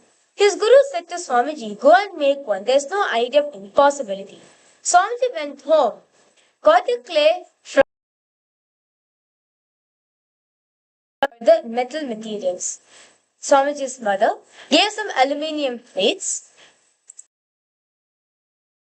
He melted the plates and poured the mold of the deity and showed this deity to his guru, Mataji Vivekananda Puri. The Lakshmi, the Supreme Point of Hinduism, got done as an aluminium casting from a local artisan in Tiruvannamala, his birthplace. Cast a deity as heavy as 2 and 1.5 tons are cast in one bowl. Deity cast in the mission. And the next.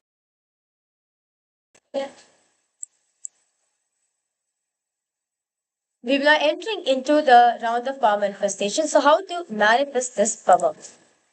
So exactly all the participants, what all of you are going to be doing, right?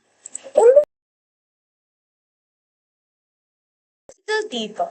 Where you're going to be manifesting the power of describing an unknown person.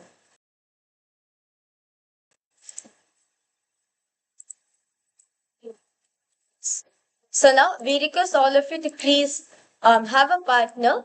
So like all the Paramashiva Sena participants, you can sit amongst yourself, partner up. And all the viewers ground of form manifestation within. So let us Om Nityananda Paramashiva Om Nityananda Paramashivoham Paramashivoham. Om Nityananda Paramashivoham. You're going to be asking your partner to give you a person. You're going to be giving an initial.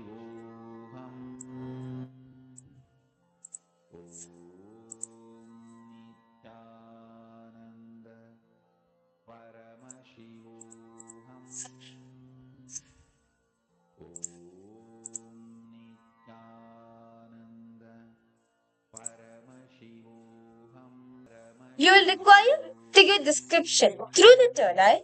You're going to be asked of this person, how they look, the features, personality, and the career. What kind of personality does he carry? And what kind of career does he have? What kind of in his professional life, what does he do? You're going to be asking Swamiji to reveal this information. The MahaBhakti, it's all of you manifesting this power. So that because all the partners, all of you start scanning through your third eye, ask Swamiji to reveal about the person. Paramashivoham.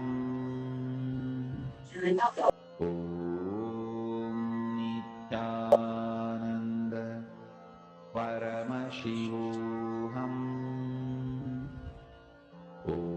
Somebody that you don't know about. Sit with a participant that you don't know already about. Paramashivoham.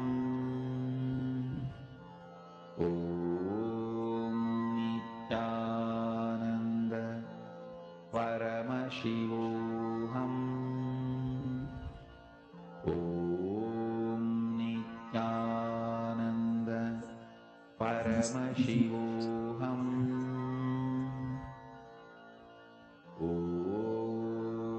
Nityananda Paramashivoham.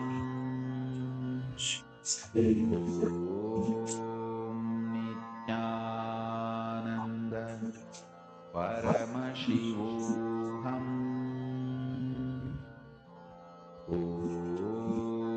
Nityananda Just connect the Swamiji intensely.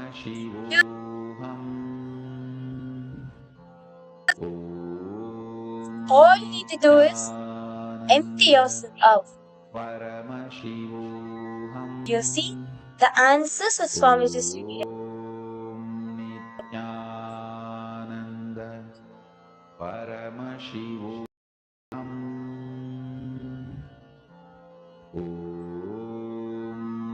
Nityananda Paramashivoham.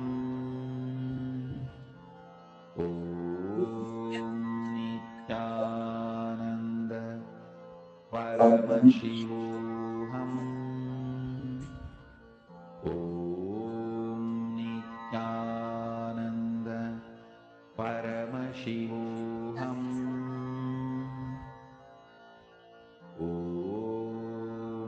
Nityananda Paramashivoham.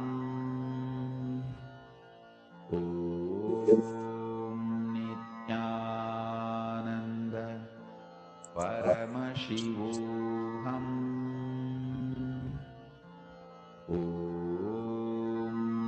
Nityananda Paramashivoham.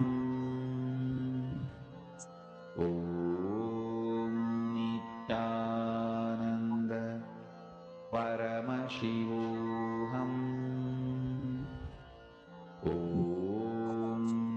Nityananda Paramashivoham.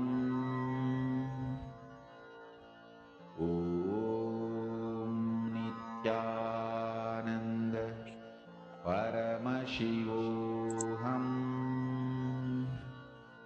Oham. Om Nityananda Paramashivoham. Om Nityananda Paramashivoham. Om Nityananda Paramashivoham. Om Nityananda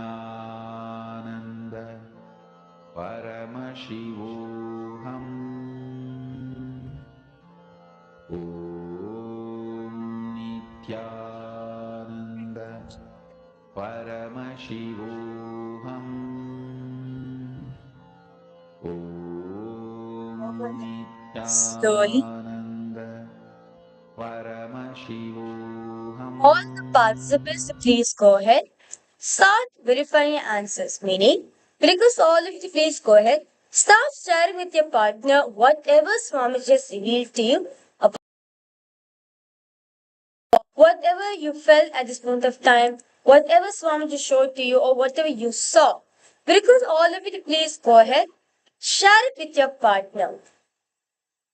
Whatever Swamiji revealed to you at this moment of time, share every single thing to your partner. If you saw some colors, or if you saw some descriptions, some words, anything, whatever you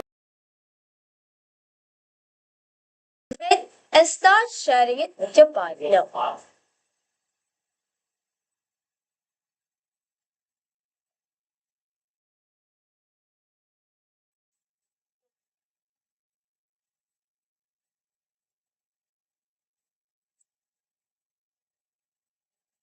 And we request all the viewers and all the participants, please start verifying, and you can actually post in the comment section what did Swamiji manifest for all of us. So how did your power manifestation go? You can actually post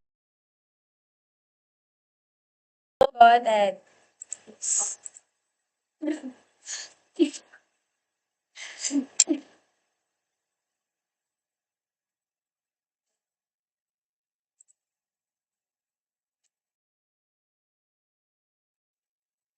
Please go ahead and post your responses.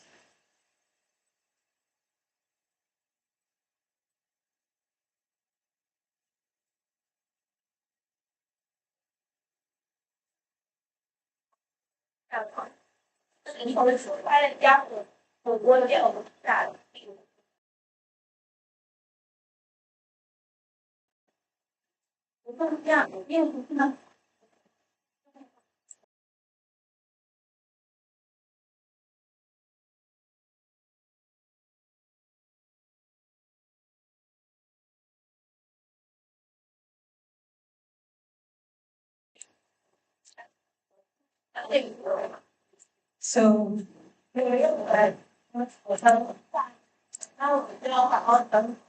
that we come to the conclusion of the power manifestation sessions. Hope you got a chance to verify your answer. Upcoming next, we have the Guru Purnima celebrations coming up on the 29th of July. You can go ahead and being offered on this very sacred occasion of Guru Purnima. And every day we are having various rituals that are being performed as a part of the Guru Purnima Brahmotsavam. And you can get the details from the kailasa.ai/GP-2026 offered on Purnima Day, and you can participate on the through any of the various seva offerings that we are performing. And we would also like to announce about the Ananda Yogam program, which is a very special 1-year residential training program for the youth from the age of 18 to 30. Program is being MahaKailasa, Guinea-Bissau, and this is open for any youth who would like to come and get trained, learn all of manifest the best of inner life fulfillment and experience and manifest whatever you want in the external world as well. It's a complete 1-year residential program physically targeted for youth from the age of 18 to 30. You can apply and you can go ahead and register. We will get in touch with you, and this is a complete 1-year residential program offered completely free of cost. Anybody in the Kailasa ecosystem, learn yoga, learn meditation, learn the various temple rituals, learn the very lifestyle of Kailasa, learn the powerful teachings of Bhagavan, learn how to apply them and how to manifest life the way you want before you actually get busy with your work, your family, your relationship. Take 1 year off, come and attend the Ananda Yoga program. You can register yourself for this 1 year. Upcoming next season of Paramashiva Sena is starting on the 1st of August till 1st of September. You can register for the upcoming season of Paramashiva Sena program by visiting Kailasa ecitizen.info/PSS. So with that, And along with that, because all the viewers and all the Rajya Sabha members and all the Chit Sabha members, take a minute. Let's all spread this message out wide. There's so many lives out there who are seeking for refuge. So I request all of you to please go ahead, and whether you are seeking for refuge or someone who's seeking for refuge, or someone who's working with all these refugees out there. 120 plus lives have been displaced. So we request all the viewers and all the participants, this initiated the Supreme Pontiff of Hinduism UAN. So you can submit your applications here at kailasa.ai/UAN. Here you can see the scroll over here. The Supreme Pontiff of Hinduism announces the Abhayam Sarvabhutebhyo, the refuge for all. So the applications of this initiative has been started. Send their applications to get refuge, to get Abhaya directly from the Supreme Pontiff of Hinduism himself. So I request all of you to take a reach out to every single one. If you know someone who are working into this field, or your friends or family whom they are seeking for refuge, do go ahead. Supreme Pontiff of Hinduism. So once again, the application /UAN Office of High Commissioner for Refugees will come in contact with you and will information so that they can help you the best way and the quickest way as possible. On the auspicious day of Guru Purnima, the Supreme Pontiff of Hinduism will be opening and launching this initiative. Till then, the applications of this program to register for the Ananda Yoga program, which is a free life sciences program, a residential program for with its roots in Eastern system of Vedagamic education. The program is designed to empower the youth with a very good physical, mental, emotional, and practical and imparting the life skills. It creates economically self-sufficient and spiritually fulfilled lifetime opportunity to live and learn under the guidance of the Supreme Pontiff of Hinduism, Bhagavan Nithyananda Paramashivamam. So for those of you who are interested in the Ananda Yoga program, you can register yourself by visiting kailasa. It is kailasa.ai/Anand-Yoga. You can register yourself. So segment. See you all tomorrow for the live Darshan and Satsang. Until then, Well, let's offer our deepest gratitude at the divine lotus feet of Bhagavan by and concluding the segment with the Purna Mantra.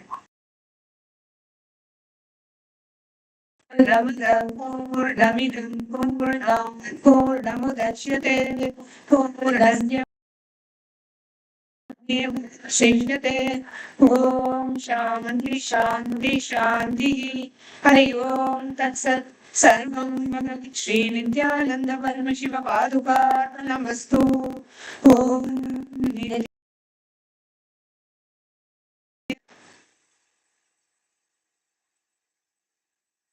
Thank you all. Nityananda.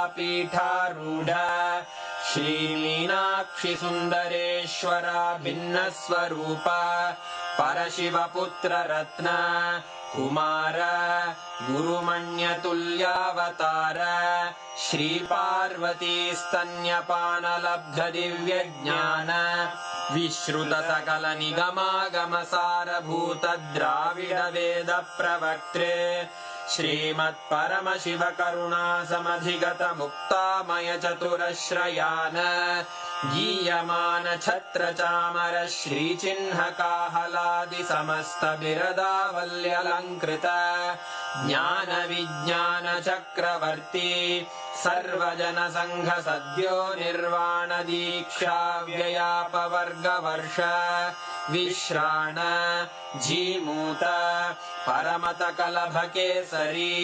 शैवसिद्धान्तस्थापनाचार्य श्रीराजाधिराजपाण्ड्यमहाराज गुरु क्षपणशाक्यादिमहान्धकारनिवारणज्ञानभानु वीक्षणानर्हार्हध्वजोच्छेदनपूर्वक श्रीमद्वृषभध्वजस्थापक शैवसमयकर्त्रे सर्वज्ञपीठारूढ श्रीजगद्गुरु श्रीज्ञानसम्बन्धदेशिकस्वामि वागीशसुन्दरमाणिक्यवाचकस्वामिनाम् अवतारभूत श्रीज्ञानसम्बन्धस्वामि पुनरुद्धृत श्यामलापीठ सर्वज्ञपीठ त्रिनवत्युत्तरद्विशततम गुरुमहासन्निधान अरुणगिरियोगीश्वर परम्परागत अरुणाचल सर्वज्ञपीठ गुरुमहासन्निधान कैलास परम्परागत काञ्ची कैलास सर्वज्ञपीठ त्रयस्त्रिंशदुत्तरद्विशततम गुरुमहासन्निधान नित्योत्सव नित्यमङ्गल नित्यकल्याण नित्यरजित कैलास परम्परागत आदिकैलास नित्यानन्दपीठ महासंस्थान महासिंहासन पीठकर्तः साक्षात् श्री परमशिव समुद्भूत कैलास परम्परागत वैवस्वत मनु इक्ष्वाकु हरिश्चन्द्र भगीरथ श्रीरामचन्द्र शूरसेन इत्यादि अनवच्छिन्न सार्वभौम चक्रवर्ति परम्परागत चतुष्षष्टि योगिनी मण्डित